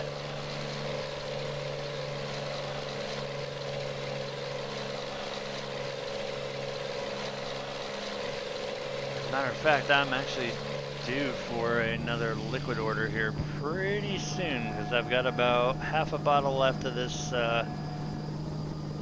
strawberry milk. I think this one's actually supposed to be like strawberry milkshake, but half a bottle of that. I'm running dangerously low on Cinnaroo, and then I've just got a backup bottle of I think it's either raspberry or blackberry custard. It's one of the two.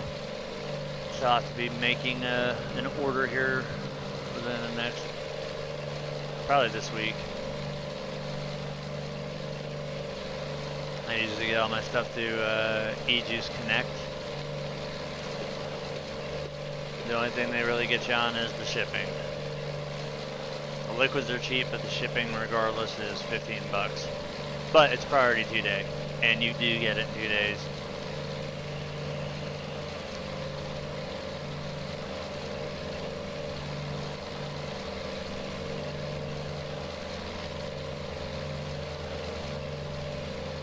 Now this is what I like here. Since we left Santa Fe, we have literally been on the interstate the entire time, and we've already driven half of our trip. Being able to run these interstate straight routes, it's nice. See, that's the biggest thing. I avoid vape shops like the plague unless I'm absolutely desperate for liquid just keeping it 100. I paid $30 for a freaking bottle that I could have got for $8 online. But you pay for convenience. There's one not even 1/8 of a mile from me. think it's Sky Vapor or something like that. But I knew I was gonna get raped going in there, but I had no choice. I could not wait a couple days, because me without nicotine is not a happy person. Actually, take that back. Me without nicotine or caffeine is a very unhappy person and not a nice person to be around. But I'll definitely be... Oh, are we going down? Yeah, we're in the downhill section, so we're going to clutch in here and gain some extra speed. How the hell do I have a voicemail? My phone never even rang.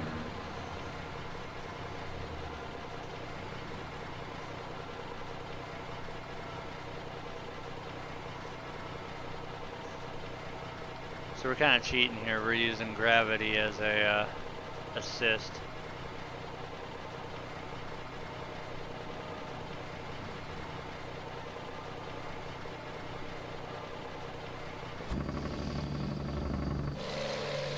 There we go. That actually helped a little bit. The voicemail is probably a fucking telemarketer. I was reading last night that by 2019, over 50% of our phone calls that we'll be receiving will be scams.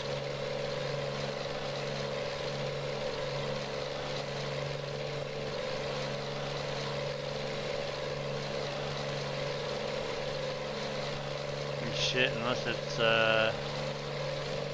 one of my friends or family calling, it's all scams. Well, see, I've gone through and taken the time, every time one of those dickhead numbers call me, I'll block it. Granted, they can just generate like 50 more numbers and keep calling. I'll just keep blocking. Or I'll sit there and I'll play games with them.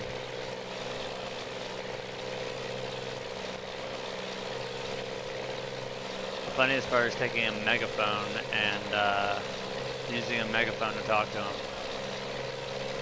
They really don't like that. Come on, Mustang.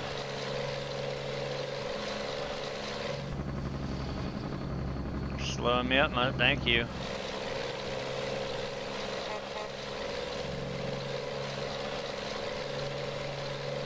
We're ahead of schedule and I intend to stay that way.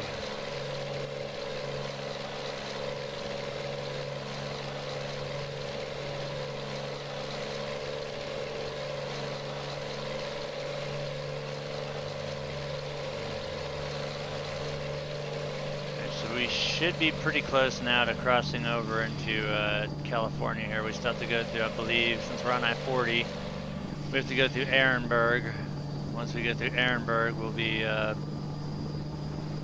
right there in Cali where the speed drops to 55, but we ain't dropping.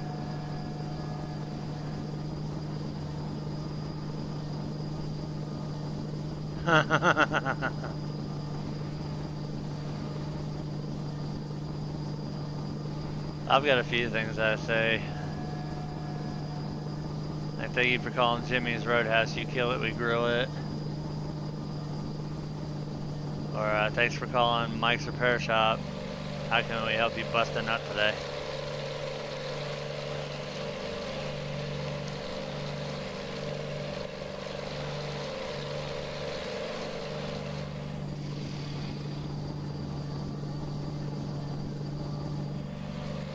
The saddest part is I've had this phone for... what the hell? Had this phone for the better part of a year, and I had never even bothered to set up my voicemail. Now that I set it up, I'm deeply regretting it.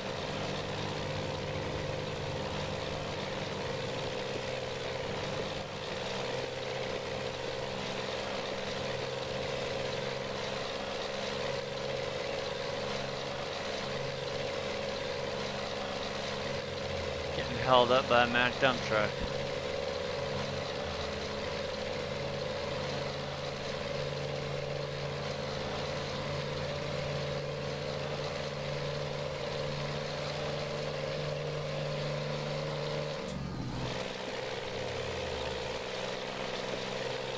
be alright behind this guy for a little while.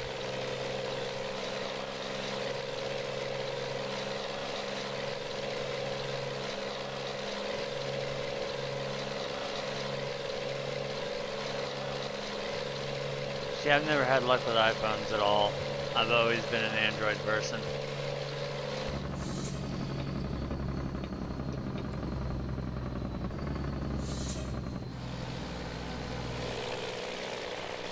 Every iPhone I've ever tried has always given me shit. All my friends' iPhones have all had several screens replaced on them, which is the price they paid to have their screens replaced.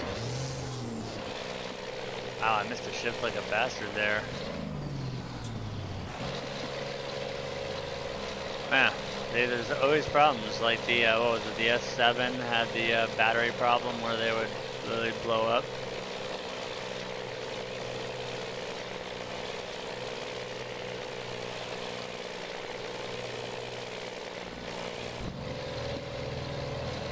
Holy shit, that's the price of the damn phone right there.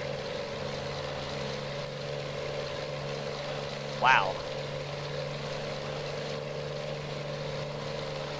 That's the one thing I never understood about Apple. Why the hell would you make a phone that has a glass case?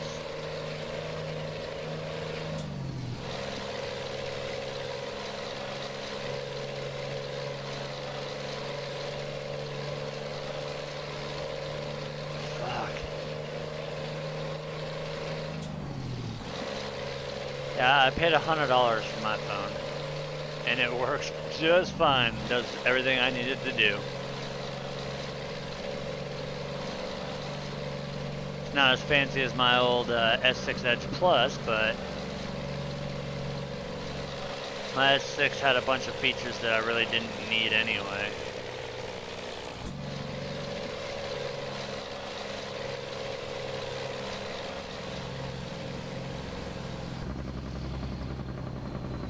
A hard check up there, buddy.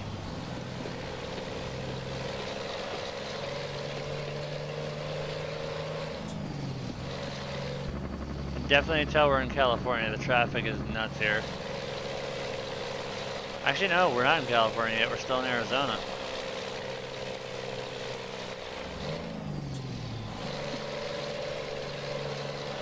The traffic is ridiculous here.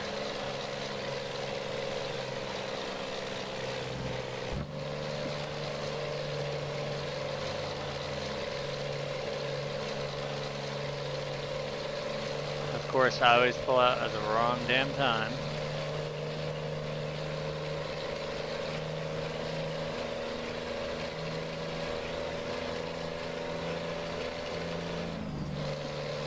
Trying to get this thing up in a higher RPM so it stays that way. I want to get around all these other vehicles.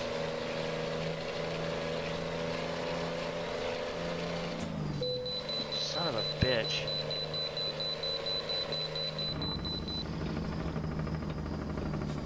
Well, we're 4 for 5.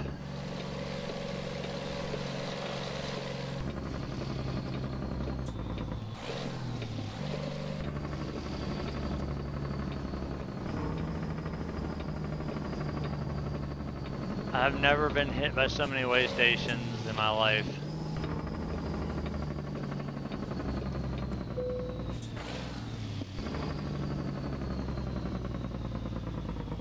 These way stations are hitting me like a bag of dicks. Let's see, what are we? 79, 704.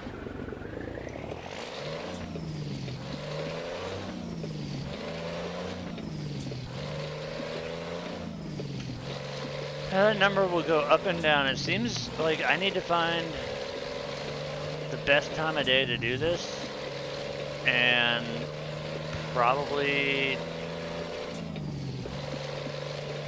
the least offensive things to talk about to retain them. I love the, I'm not just a Peterbilt person, I love Kenworth too.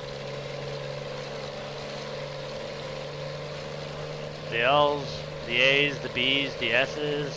The W9, you can't deny, that used to be the Cadillac of semis. There's absolutely nothing wrong with a W900 or a T800 or a T6.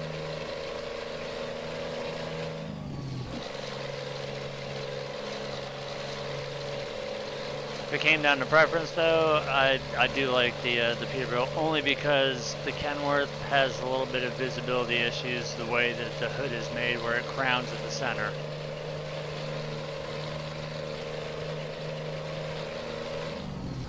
I've always been a huge flat hood fan, which is why Peterbilt was always the favorite, seeing how it was the extended hood being a nice long straight hood truck.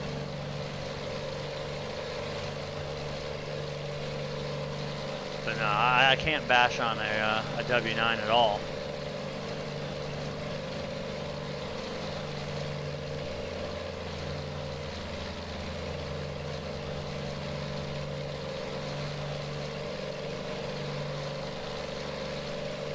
I think if I was to go order of trucks, it would be Peterbilt, Kenworth, and then old Internationals. Not the Pro Star, the Lone Star. I'm talking like the Paystar, the Eagles, the Transtar, like the really, really old Internationals that were actually good.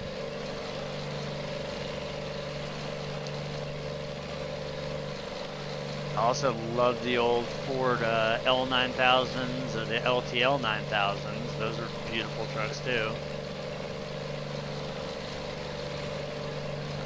Go back even farther, like the Marmons and the, I'm trying to think what the other one was. There's two of them that started with an M. There was a Marlin, and then there was another one that was an M truck.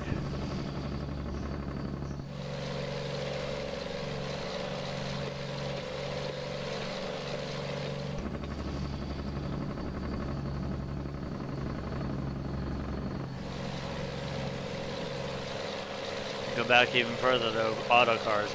No, not Mack. It was way older than that. Well, I can't say way older because Mack's been around since like the freaking 50s. It was a weird name. And they were like custom order trucks like the Marmons were. I want to say it was Marion.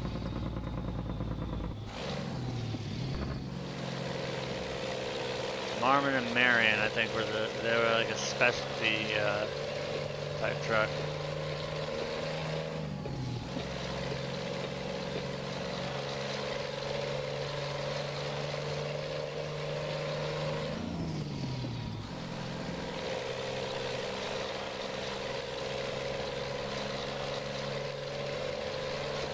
Oh yeah, that's why I love the 379s with the long hoods.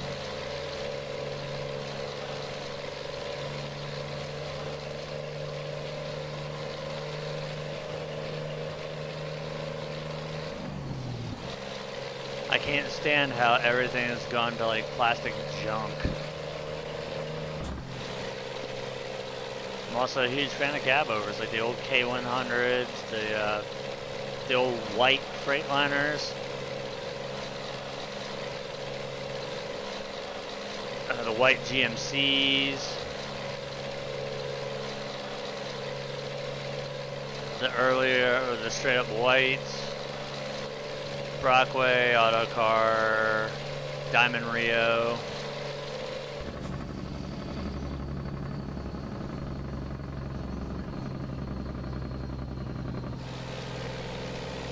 The old Freightliner Classic XL, the FLB. Yeah, cab over is an acquired taste. It's mainly a nostalgia thing, seeing how back in the day a cab over is pretty much all you really had. Old two-stroke motors in them. And your screaming Jimmies. Loved it.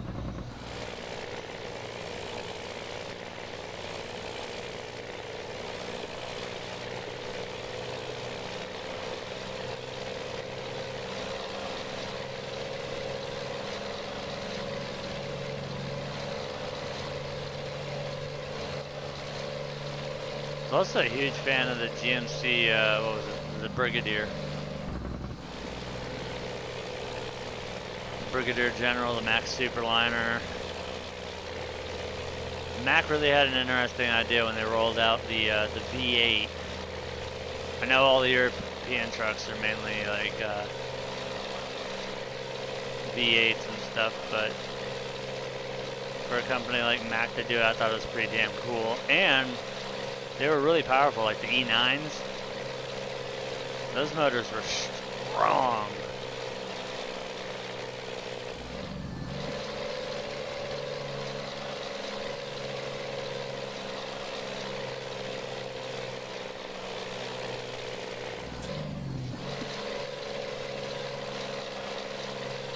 But if it came down to motors, Cummins has always been my favorite. Probably always will be too.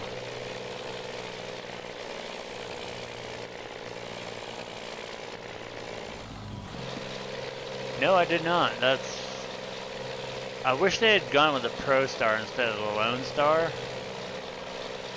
The Lone Star is just so damn ugly.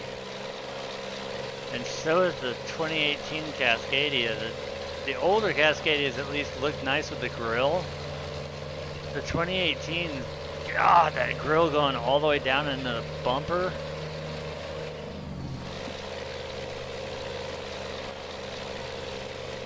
But hey, if this is what gets their, this is what gets them in the door here, where they could bring on more major truck brands like Volvo, Western Star.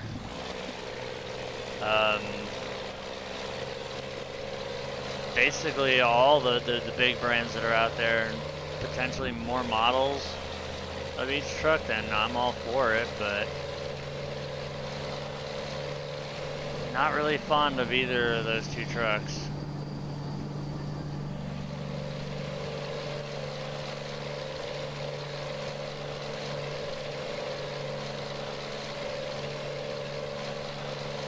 Be nice if they could get the licensing from Volvo.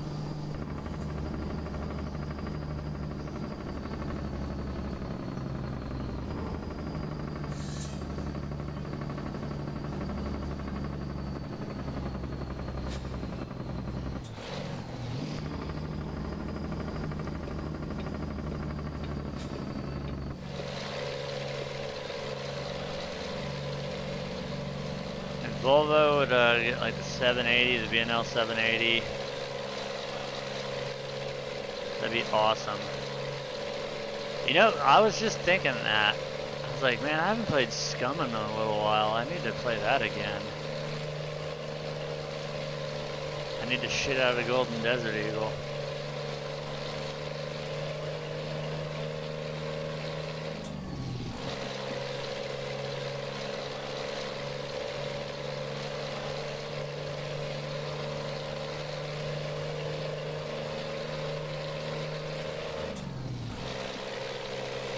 Like yesterday, where I ended up getting busy. Today I have absolutely nothing going on, so there's a very, very, very good possibility. Well, I'm not gonna say very, really good possibility of some Scum going down. I'll probably go on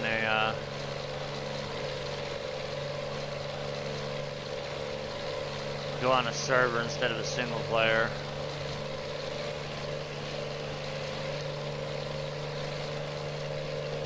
I don't want to go into another max loot server. And I definitely don't want to go into a PvP. I want to go into PvE. PvP, that one time I was in it, I got teleported when the owner came in and he wanted to do a PvP match. I bounced on that one.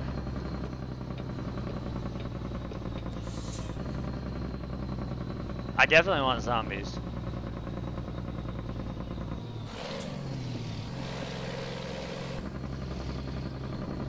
That no zombie one was pissing me off. I was just able to run anywhere and do anything. It was no fun.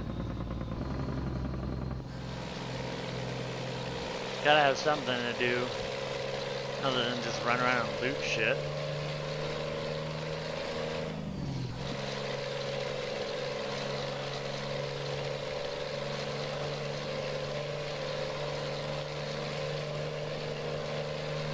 Yeah, they're not gonna touch an older truck, that sucks. But that's why we rely on the modding community. I wouldn't mind like an old W900A.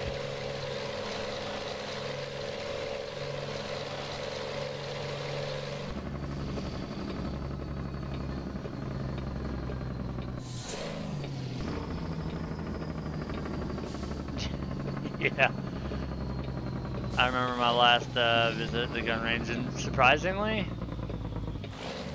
I went back there in a max loot server with no zombies, and there wasn't shit at the gun range. I mean, nothing.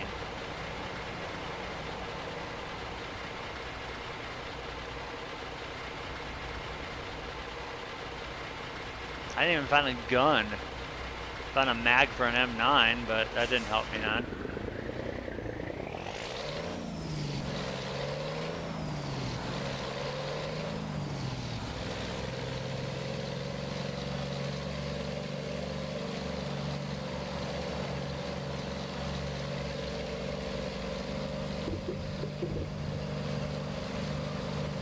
Yeah, they actually have two different deagles now. Well, they've had two different deagles. They finally have the magazines for them. They have the 357 deagle and then the 50 cal. The 50 cal is the one that we eject out of our prison wallet.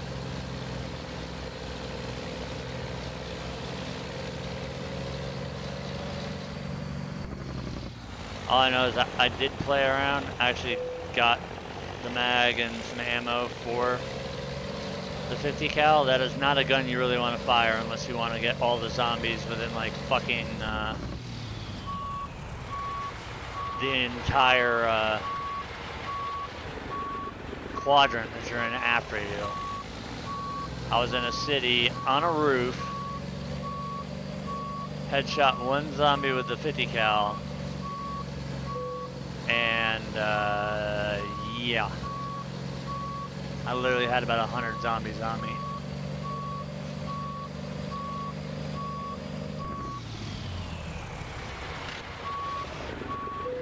It was not fun at all.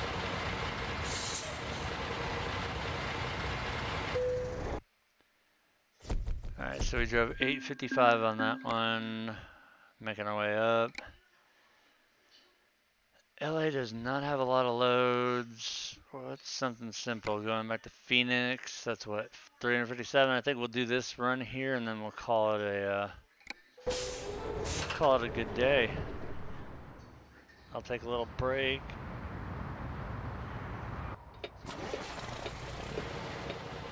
Definitely shut our lights off, and then take a little break, and then I'm definitely feeling scum.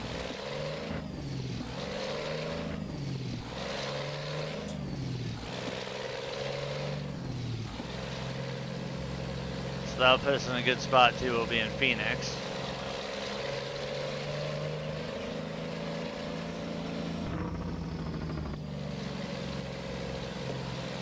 I'm feeling very scummy. I'm feeling like a scumbag.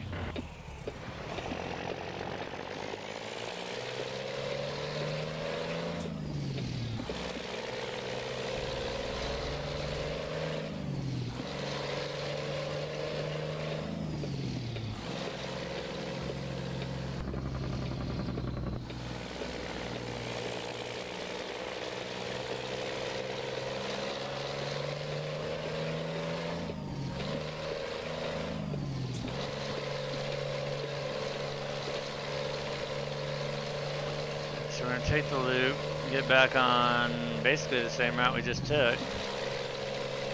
Roll, I think, I-40 all the way into, I think I've got them set at 720.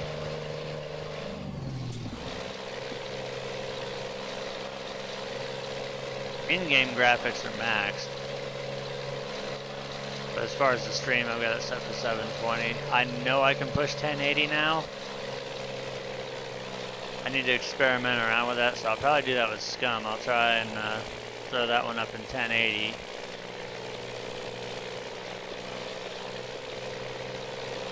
I just want to see how, 'cause the weird thing about this internet connection The downstream kind of blows, but my up is like 50 something.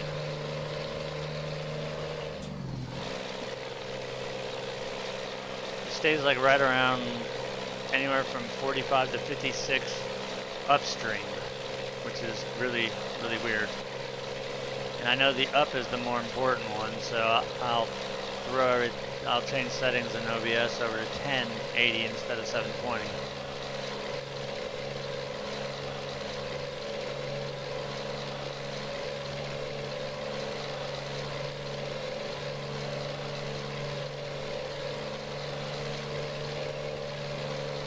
This quick 300-mile trip out of the way.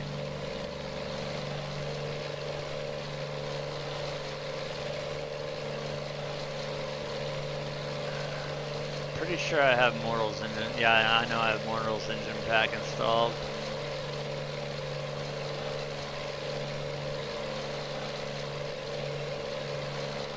So I've got the money to buy a W9.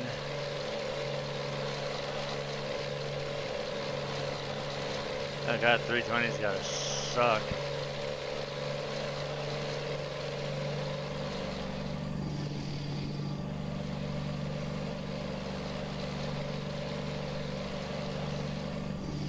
That's another thing I don't like about this place either. I don't have an actual modem, they're all wired into the apartments. And basically I just had to plug a damn Ethernet cable into a router, and then here's the dumbass part. The only Ethernet port in the entire apartment is all the way at the back. My computer's all the way up the front. So I have to run from the wall. I ran a 50-foot cable into my router, and then there's another 50-footer running from the router to my computer to hardwire it. Everything else in the house runs off of Wi-Fi, which all sucks. Not paying attention because I was looking at my phone. I used to have a Instagram, and I don't know how long it's been since I've had a Twitter, but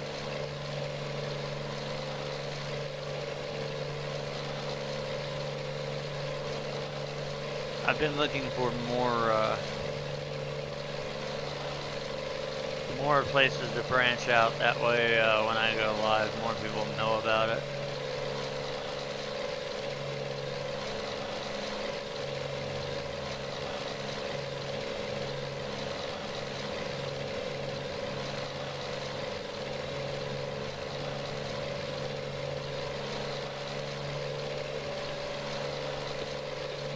How long am I gonna be able to stay in this lane before I gotta jump back out?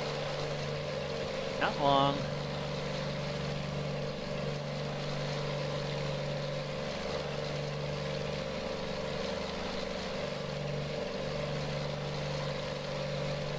Lost his dump.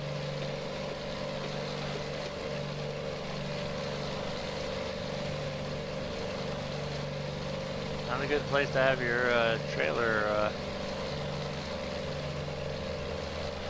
decide to malfunction.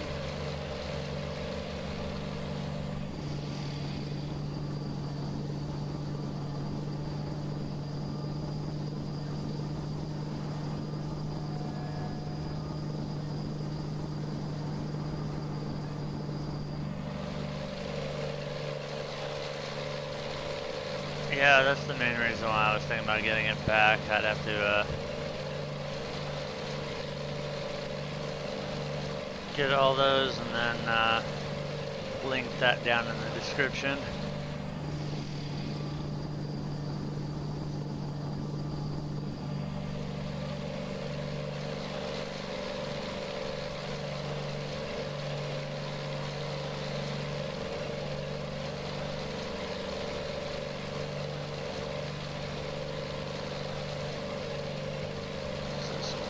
Oh, Tesla, aka Voltazon.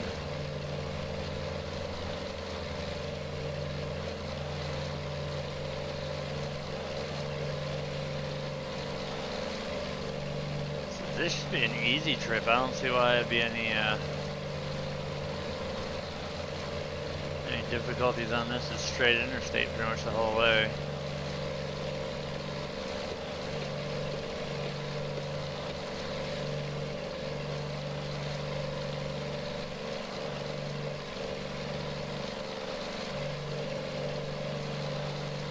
We're going to Phoenix. Unfortunately, we're going to Walmart. Maybe we can get a load out of the airport. All depends on which end of Phoenix we get into. I know there's 2 Walmarts in Phoenix.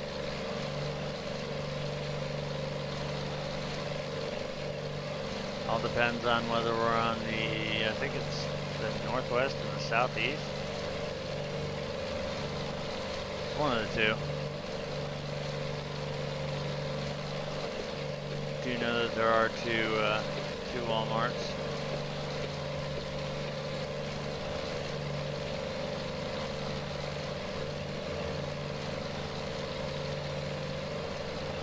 I wish they could actually get companies like that on board just to give their name, even though we have the mods to do it. It'd be nice for it to be all official. That would make it just a little bit more fun.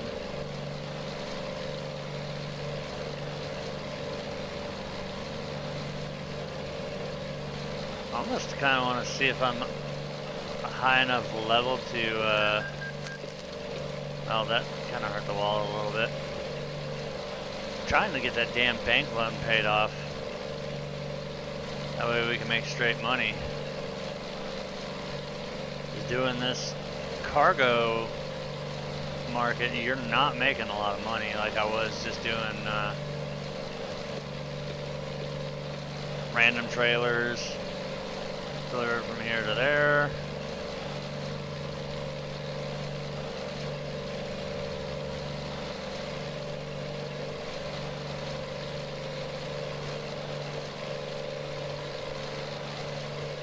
I hate the way those Teslas look.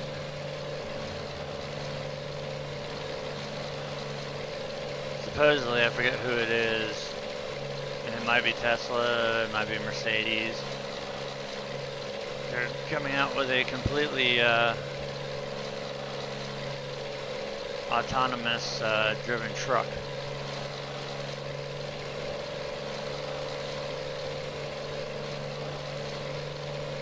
Nice.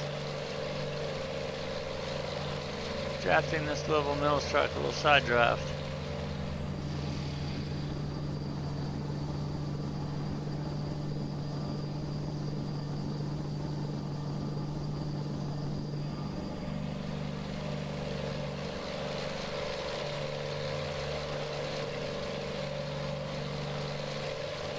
I can never ride a Sportster. I look like a monkey fucking a football.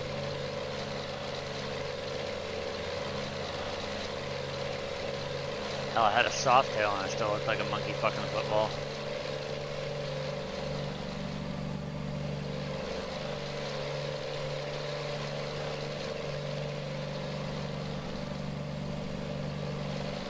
So I like the crotch rockets. Gixxers, R6, R1.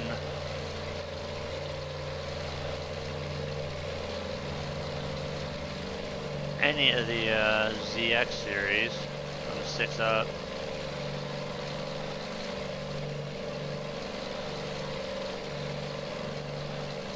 Which would pretty much narrow to the ZX6, ZX10, ZX12.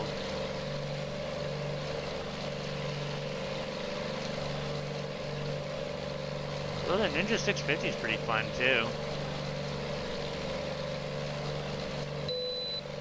Oh, look at that. We can actually bypass a way station, so we're 4 for 6.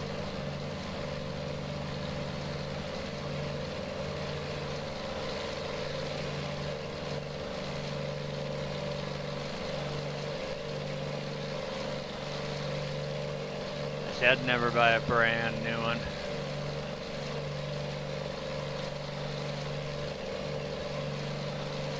You buy a brand new one, you better make sure you've got a few thousand saved up. Because when you have to do that first servicing on there, there's so much shit that has to be done on a bike. It's gonna cost you almost $2 grand. If it's a Harley, it's going to cost you over $2 grand. So you got to have the break-in service done, a 5K service done, a 10K service done.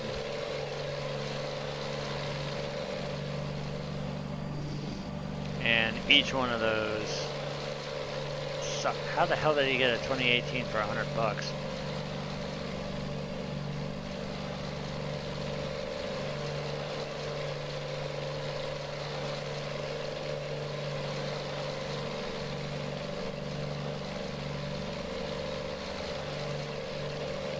I don't know, I would buy a friggin' taillight for one. I was gonna say. I think I gave like, what was it, low 2s for my 2012. And that one's slowly getting paid for, and that one will be gone, and I'll be picking up a bigger one. Back to the inline 4s.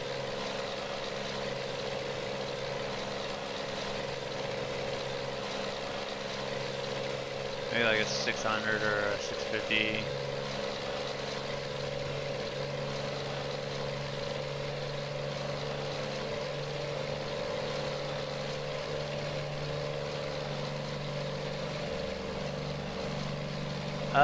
You can get an automatic. It's very hard and very rare to find one, and it's actually a lot more expensive.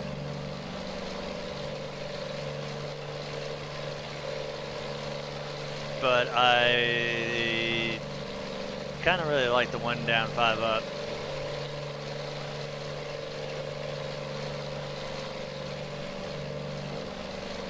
That's what pissed me off the most about my Harley. It was a 5-speed, not a 6, because it was a 100th anniversary model. None of them had 6-speed transmissions. They were all 5s. Actually, when I look back at it, there's not really that much about the Harley that didn't piss me off.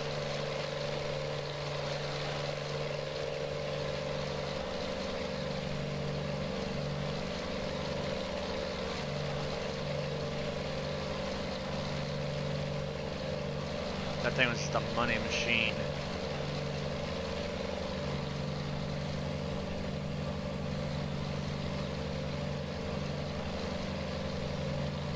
Well, it depends. Mine wasn't stock. Mine was had a Screaming Eagle Super Tuner Pro on it. Had a stage 3 intake, exhaust. It was fuel injected. I had the needle wrap around. The speedometer on the Harley goes to 130. I had it wrap around to about 25. But that scared the shit out of me, because that's a 1,500-pound bike that's not made for corners. And after the long straightaway, there was a corner, so the brakes really sucked slowing down. Not like a sport bike where you just touch them and you're instantly slowing down.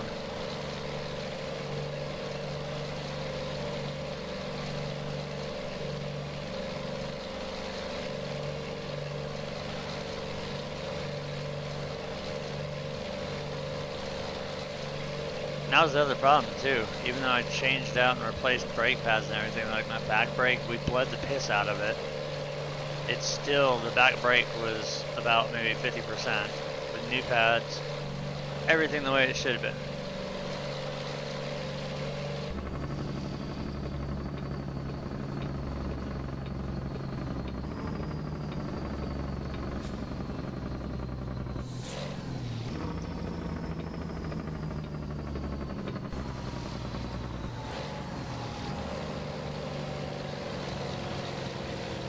Getting a little low on fuel again.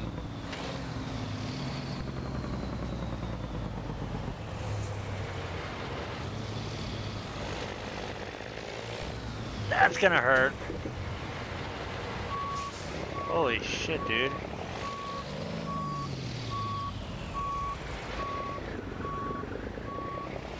Did that do any damage to our load? Nope, just the truck and the trailer, so we're fine with that.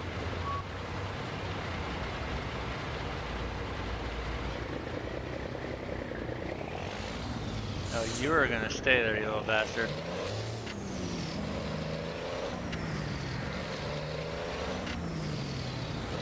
That's great. Now my transmission's making weird noises.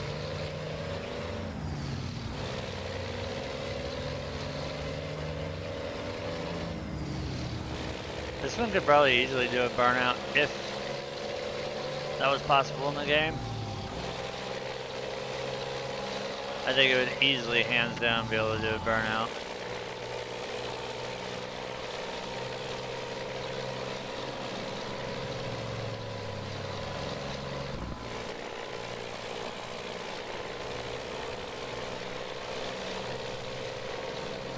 Alright, so hopefully we are by... Yes, we are. There's the dealer over there. That's a good thing.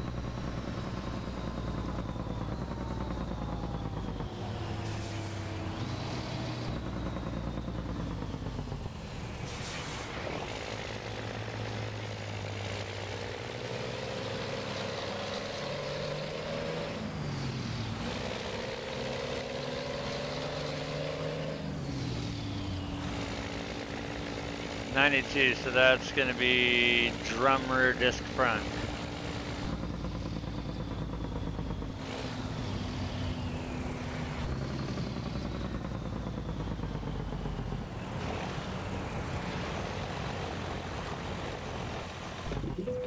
Jesus Christ.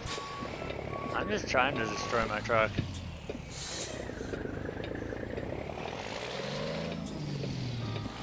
Going from the other camera views that did it.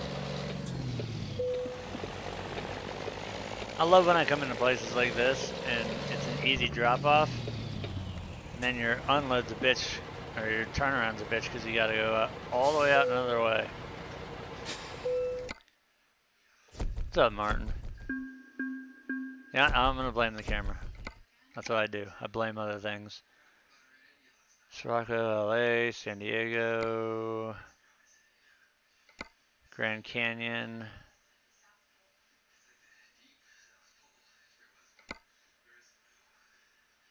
Or Socorro, not Srocco.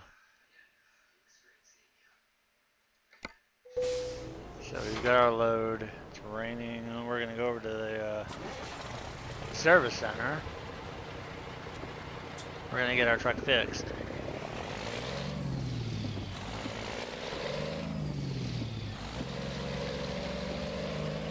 I know, I've been slacking.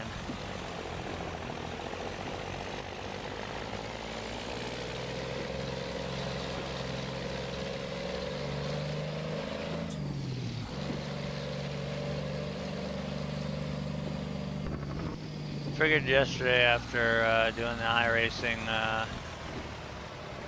Le Mans series at Spa, which was very hard to do, seeing how I had everything down on my fourth monitor. I had OBS and YouTube down on my little 22-inch monitor because I raced with the triples on. Fuck that, am I going past the, yes I am.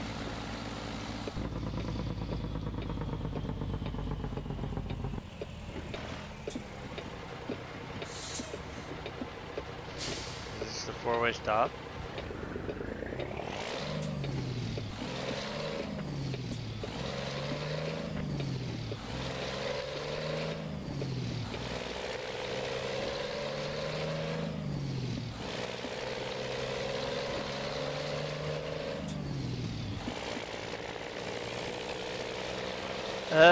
I have not put the Mexico map in yet, and right now the only two modded trucks that I have in are the Anthem and this FLB.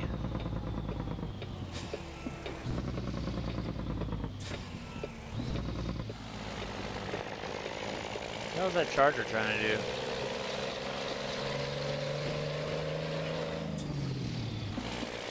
This should be the dealer here in Phoenix.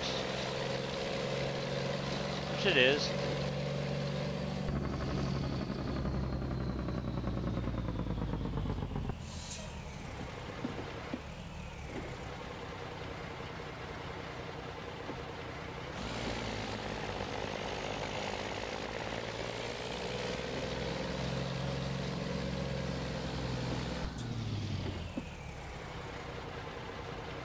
And like a dumbass, I overshot.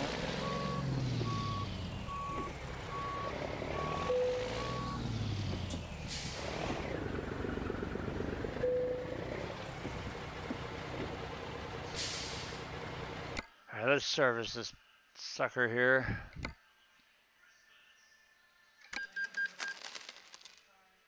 So we got all that serviced. Is there anything that we have unlocked possibly on this truck here? Oh, I'm still running a dry van, that's why I didn't go to an insulated.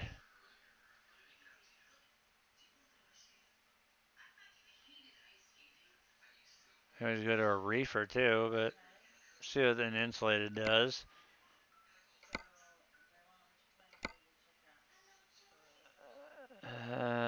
Huh. Why do we not have the exclusive mud flaps on our... Yeah, we don't have a long load, dude. That's not...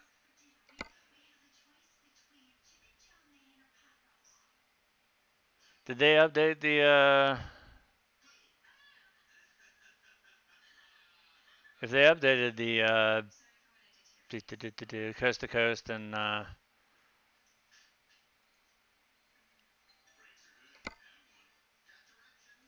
Can of Dream, I would be running it.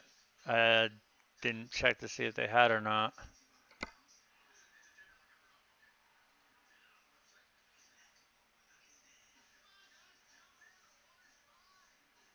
So we got the... We want our exclusive markers. We want our Jet Serve paint scheme on here for our RNL trailer.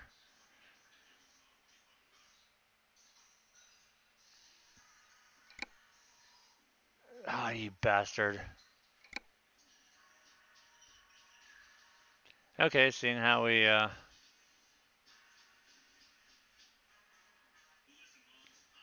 Yeah, I did see I almost picked it up. Apparently I can't do any of my, modifications.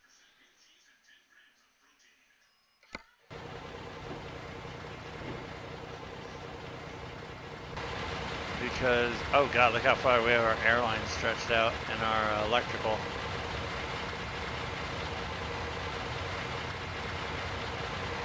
Yeah, if it's updated to 1.32, I will definitely run the coast-to-coast map because it's getting a little bit boring running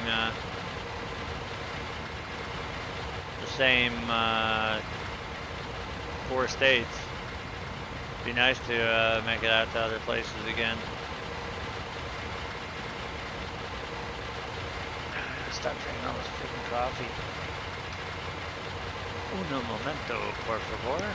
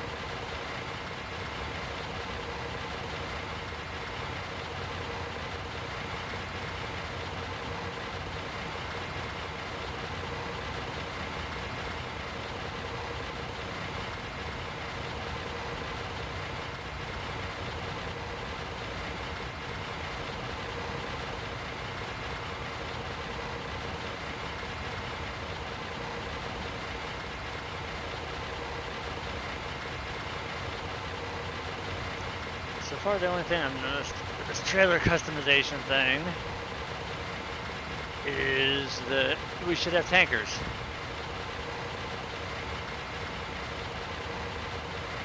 I wish I knew about any of the mods. I'd literally just look and see what's out there and pick and choose. Like when I saw the video for this one here, Of all places, I saw it on YouTube.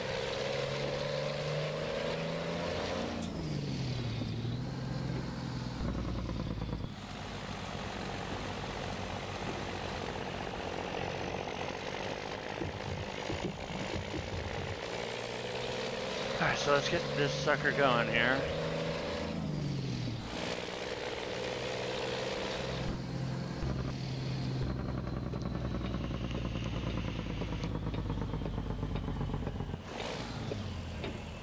Mexico map would be fun as hell to run. I heard there were some little bugs and errors with it, but that's to be expected with it just coming out.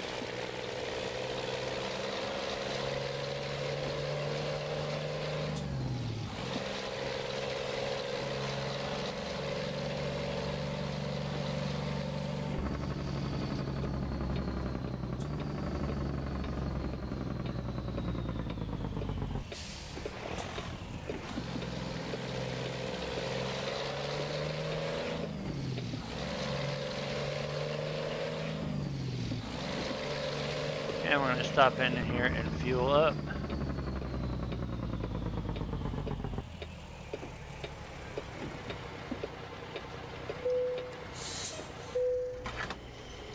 So let's see how bad we get screwed on fuel this time.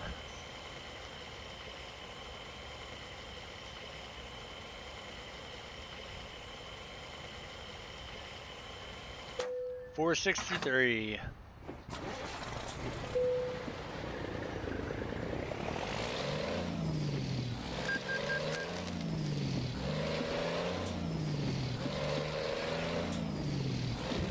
Nah, I bought some donuts just so I could bribe the cops in case they get caught doing something stupid.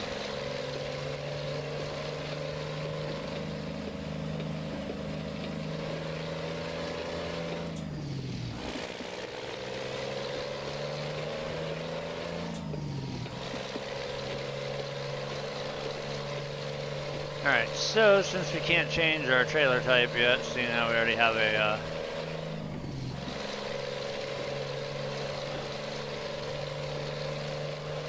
load on the truck, we're just going to deliver this one and then we'll be able to reconfigure our trailer to an insulated. I could have swore I did that before.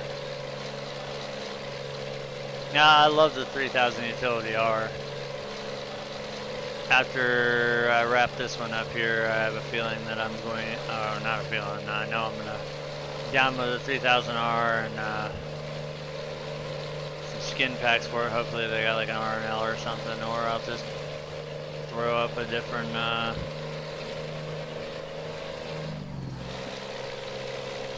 different company. Super easy to change the color of the truck.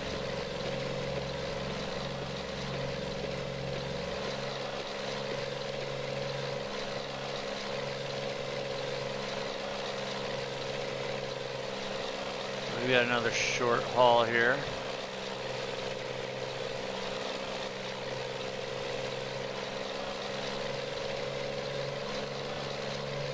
Another sub 400 trip.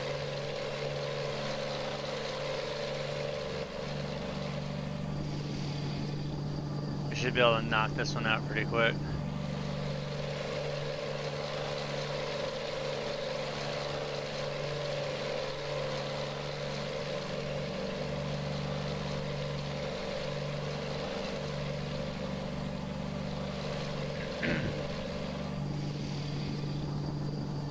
I know.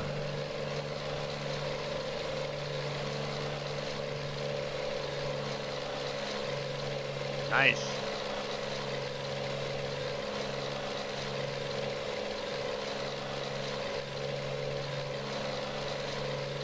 That would be cool.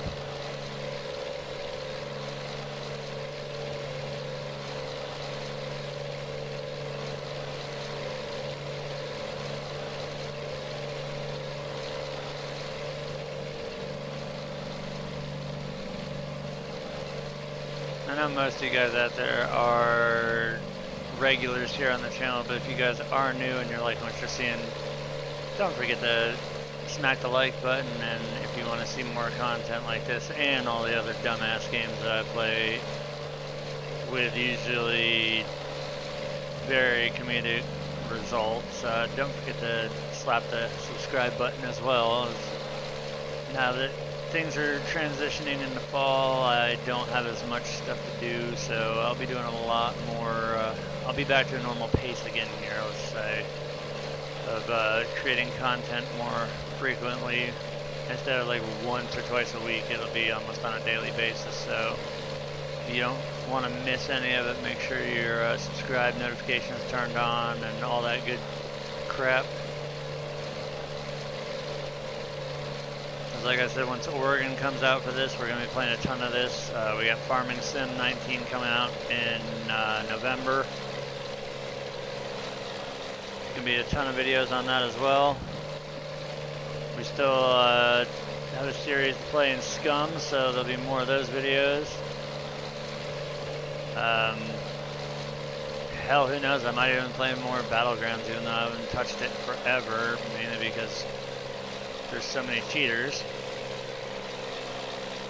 There's another game coming out that I'm really looking forward to. Hopefully it's not a pile of crap, which would be Diesel Brothers, the game. Still play Car Mechanic Simulator, so there's another one on the list. I mean, there's literally a ton of games to be played, and I'll be able to slam out videos a lot more frequently.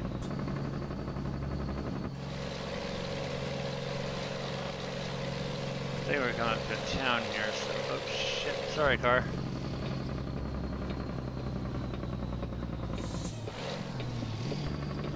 That was 100% my bad.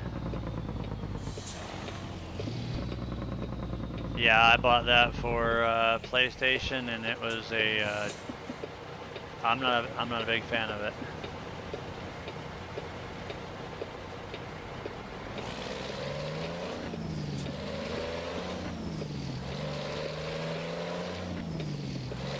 Not a big fan at all.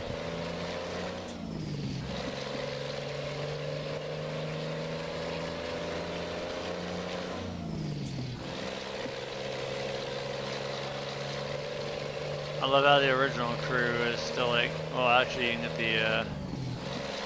the gold version. That game's been out for forever and a day, and it's like 30 bucks.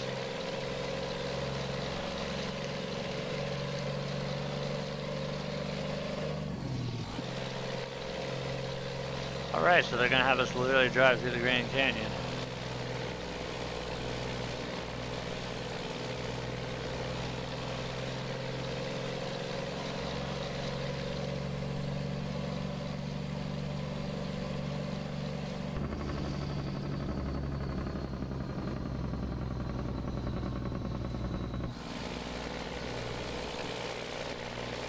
See, on corners like this, even with a 48 foot, it is so hard to prevent off tracking.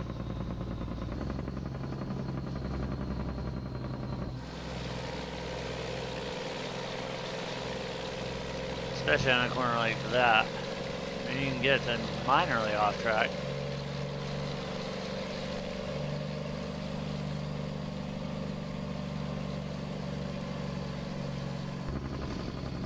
Oh, you play, yeah.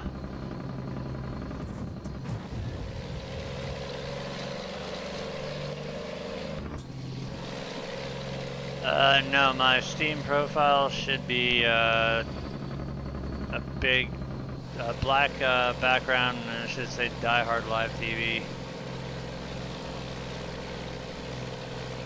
Never got around to changing that out.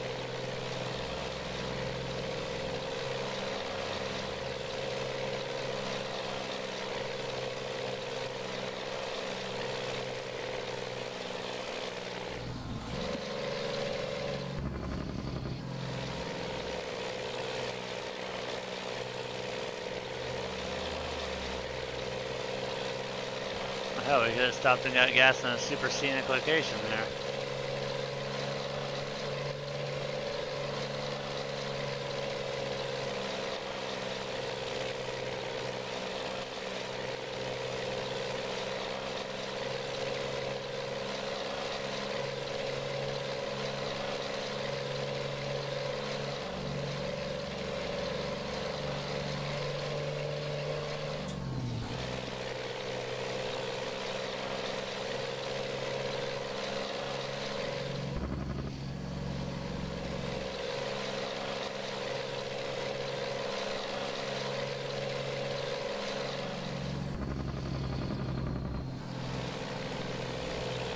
go.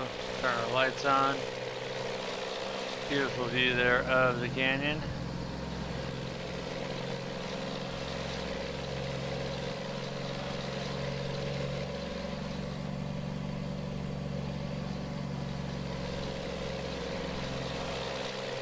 In a second I will put this in neutral because I know it's going to do it. Here, let me type real quick. This is what you need to find.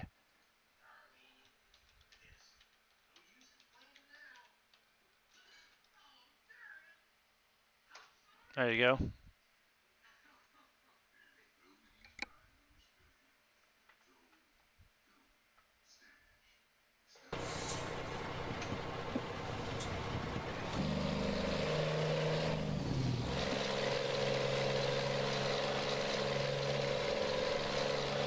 That should find me.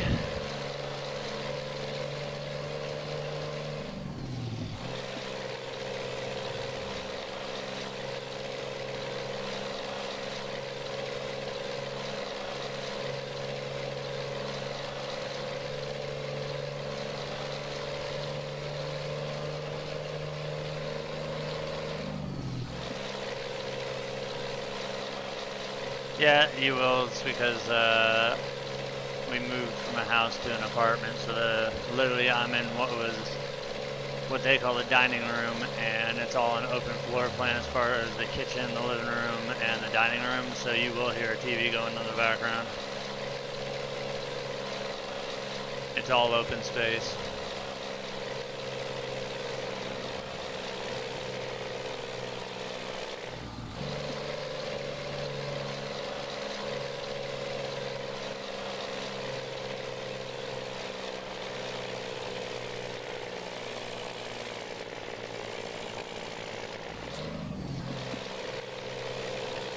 I had a feeling it would bleed through, but sacrifices.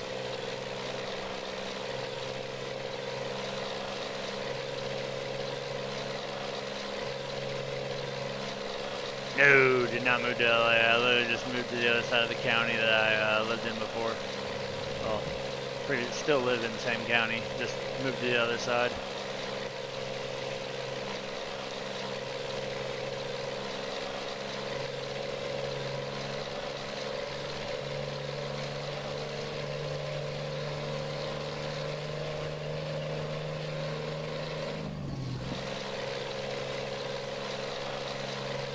Couldn't pay me to live in California.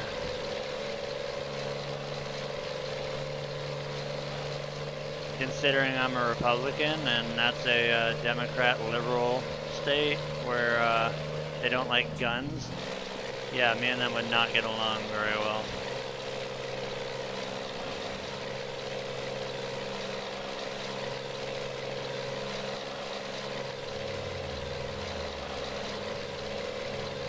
Beautiful sunset though there.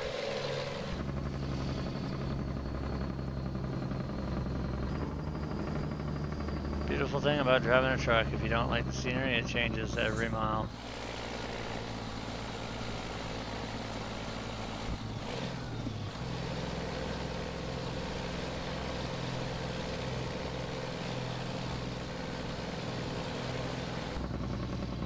So we're on the outskirt here of Show Low. Probably gonna get smacked with a red light or two. I see one up ahead.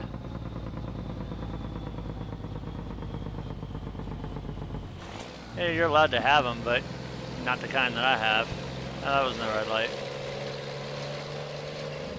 And if I did, was able, no, because they flat out banned ARs.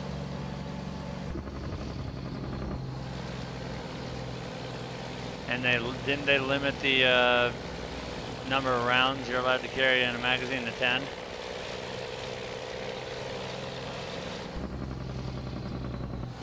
Semi.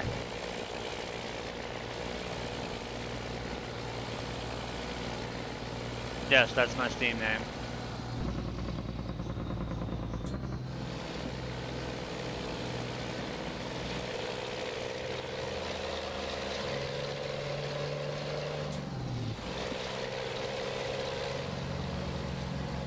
Basically all the rifles have high capacity mags.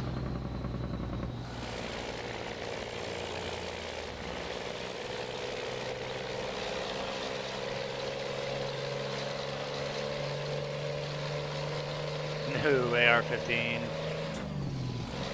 AR-22, some of the various rifles, but all of mine have extended mags. I know they banned extended mags for sure.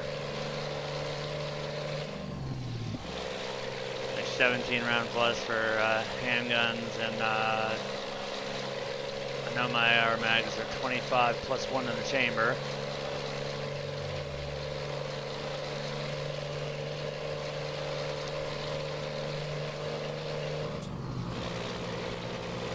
I've shot one. They're nice, but the problem with it is it's 45 ammo, and 45 is still a little bit expensive. Glock 17 is a nice gun. Oh, what the hell? That crop duster damn near took my roof off.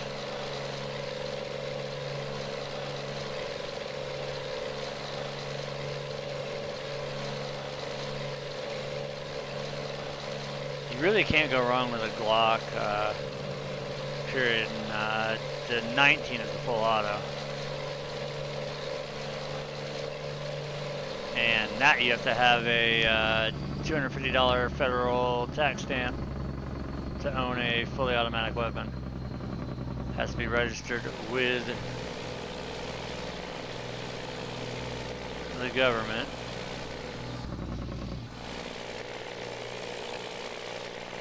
Had an SKS that was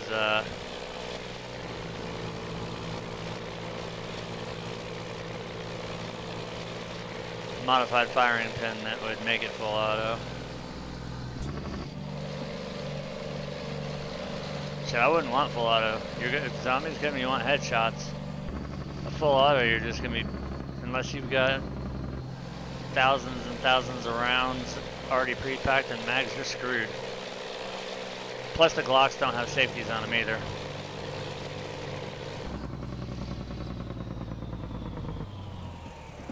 If you chamber around in a Glock, it's pretty much locked and loaded. There is no safety. You can stick a mag in, as long as you don't chamber around, it's safe, but if you chamber around in a Glock, there is no safety whatsoever on it.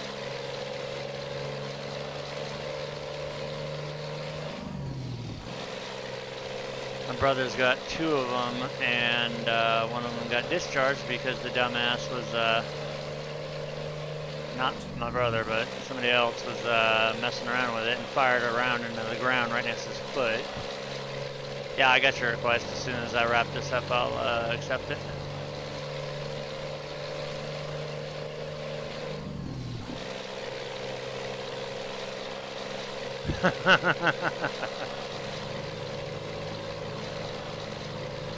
Just give me a 50 cal off of a Humvee.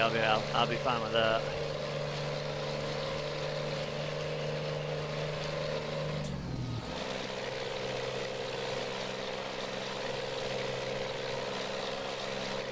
As long as I get tracers every 3rd round. Incendiary tracers at that.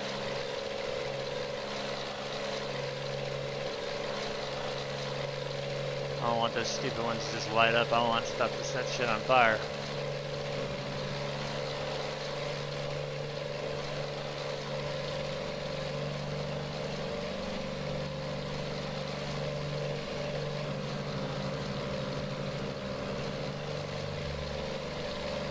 Now, that's the only downfall with the Glock, is the lack of a safety on it.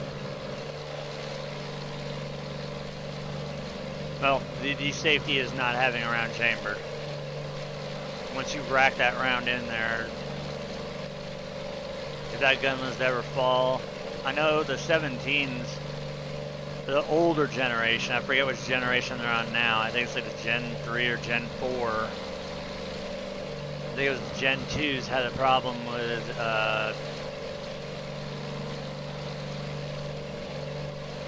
rounds being in the chamber, gun getting dropped, it would actually fire without the trigger being pulled.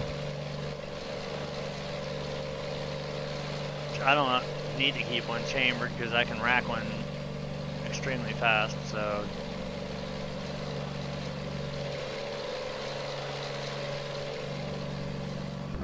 If you're going to war P90,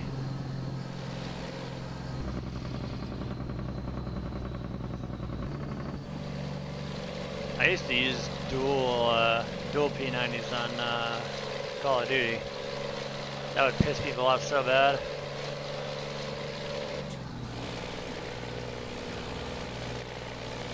So bad.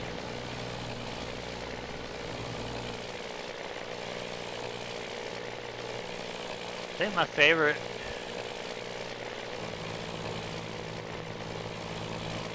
yeah, the PPSH, I like that, and I also like the Type 100. But my go-to gun if I'm rocking a submachine gun is the MP40 extended mag, long barrel, and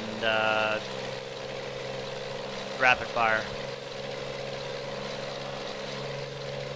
I've never played CS. I never got into that.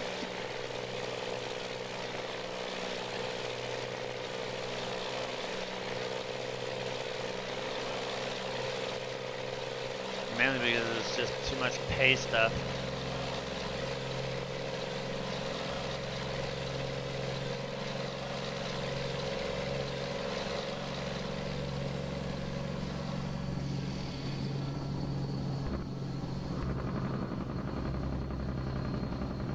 Alright, Bus, what are you doing? You're speeding up and slowing down.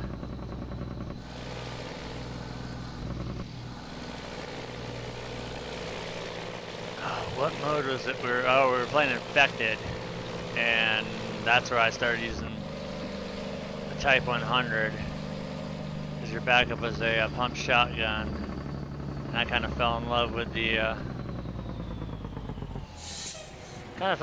Type 100.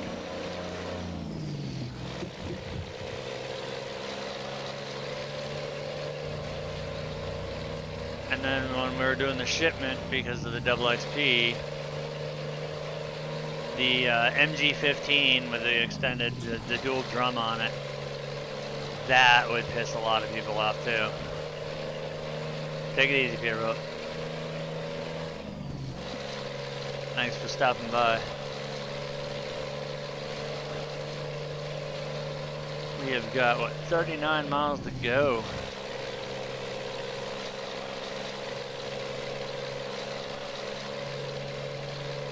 Will do.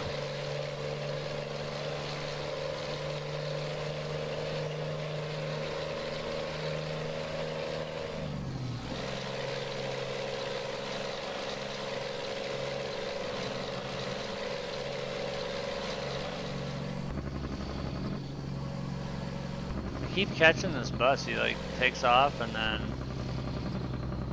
slows back down.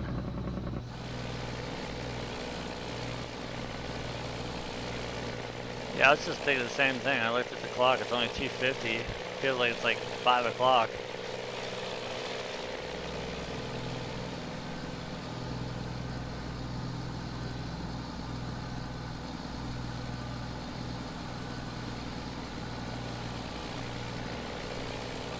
Pacific time.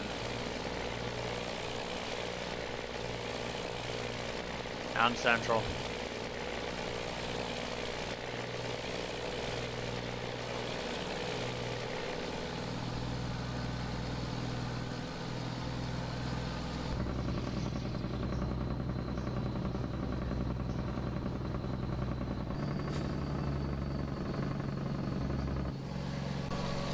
God, this trailer sucks. Can't see anything in front of me.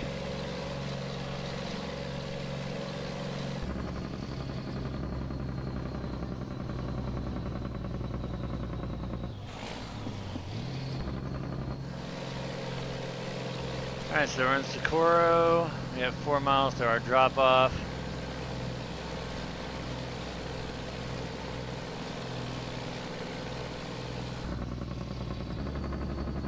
And we just had a cop pull out in front of us.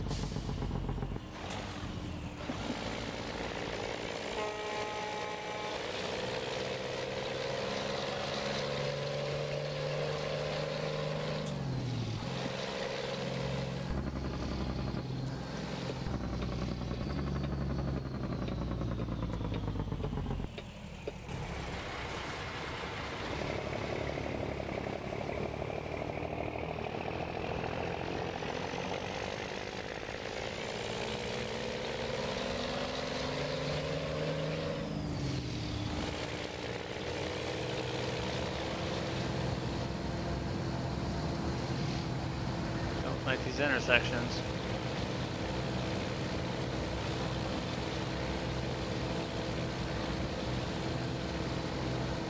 Nice.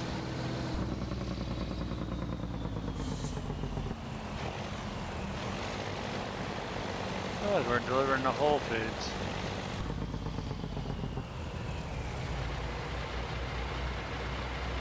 And of course we'll be backing this down the ramp.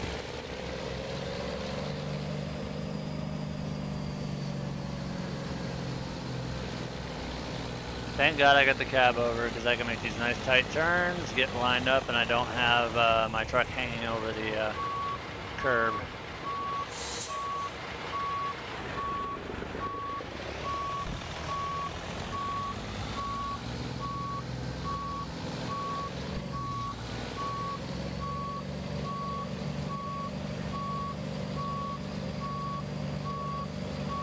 I just love how responsive these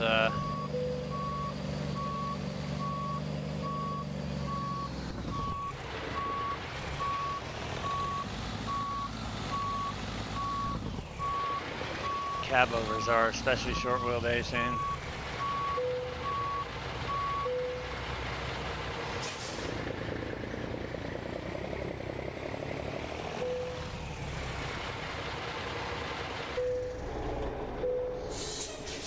Set the parking brake there, that way we don't roll down the damn hill. Alright, so what's our money situation looking like? Don't want anything to do with that right now. We've got, what, $231,000. What do we owe the bank? $268. Yeah, we're not paying the bank back right now. Matter of fact, we're gonna go over, I know I said before that was gonna be it, but we're gonna go over to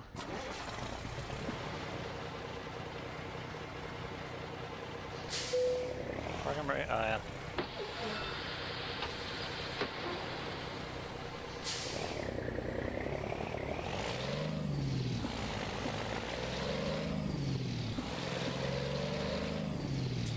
Go over to this little repair shop here.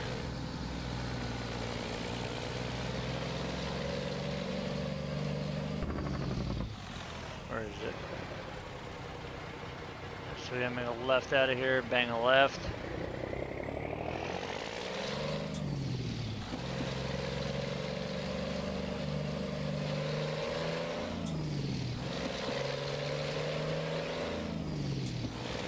And bang another left too.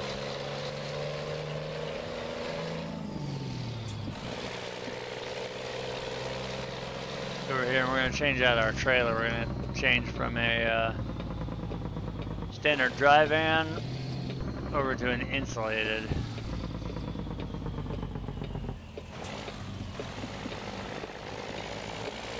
Awesome. The shop is right here off the road. Perfect.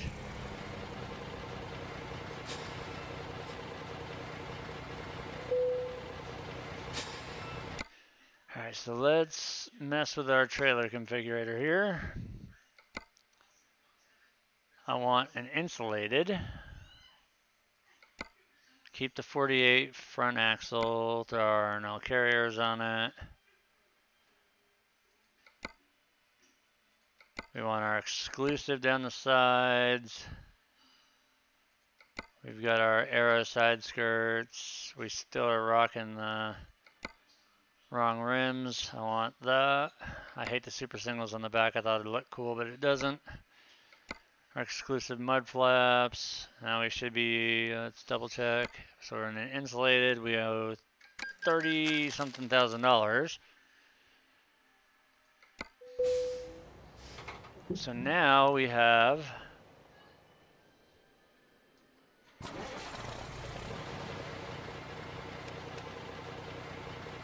an insulated dry van. So we can haul different cargoes now.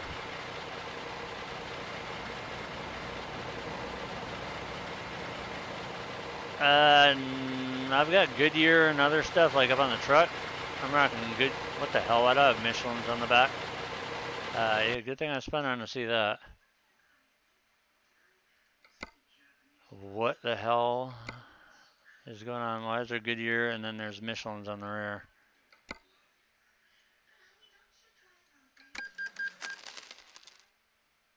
I need to get the tire mod for the trailer. Yeah, I got Goodyear all the way around now.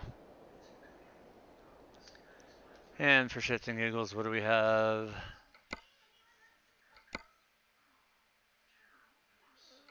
We're gonna set up for, ooh, that's a long haul. That's 1,100 miles. We'll go over and we'll hook to it, but we're not gonna pull this one.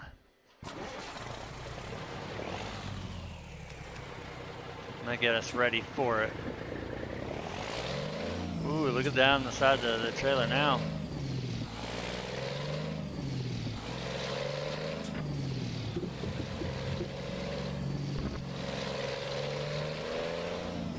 We got a fancy ass one now.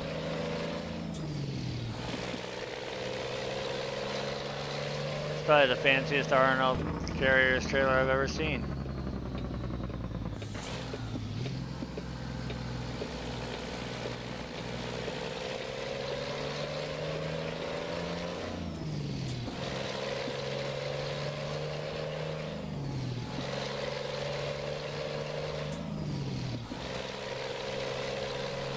Get down here to the rail yard. You don't need it, but a lot of the like maps and stuff require that you have New Mexico for the assets.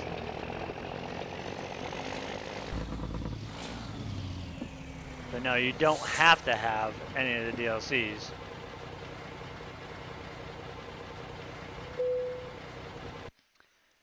Alright, earn. No, you dumbass.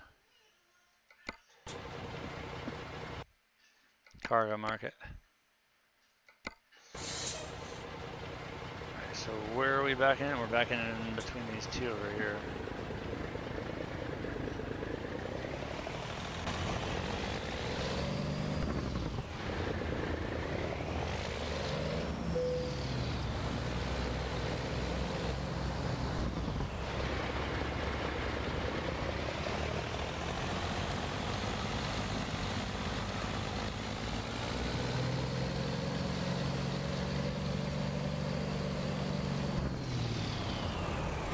And you can still play with just those.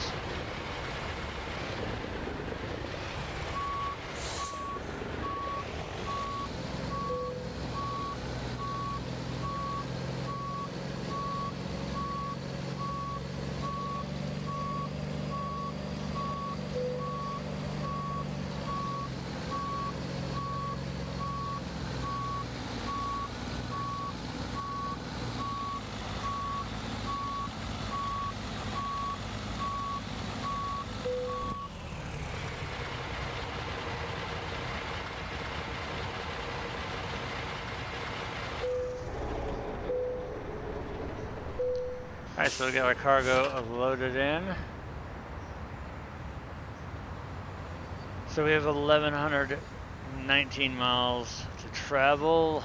Like I said, we've been doing this for 3 hours and 15 minutes. This should be a good spot to go ahead and cut it off for a little while. I hope you guys enjoyed it. Like I said, if you like what you see, hit the like button and also hit the subscribe. That way you turn your notifications on anytime I go live. You guys will get it. That's going to do it for now. I hope you guys enjoyed it. And we will definitely be back at it with either some scum or some more ATS later. But once again, thanks for watching, and we will see you guys next time.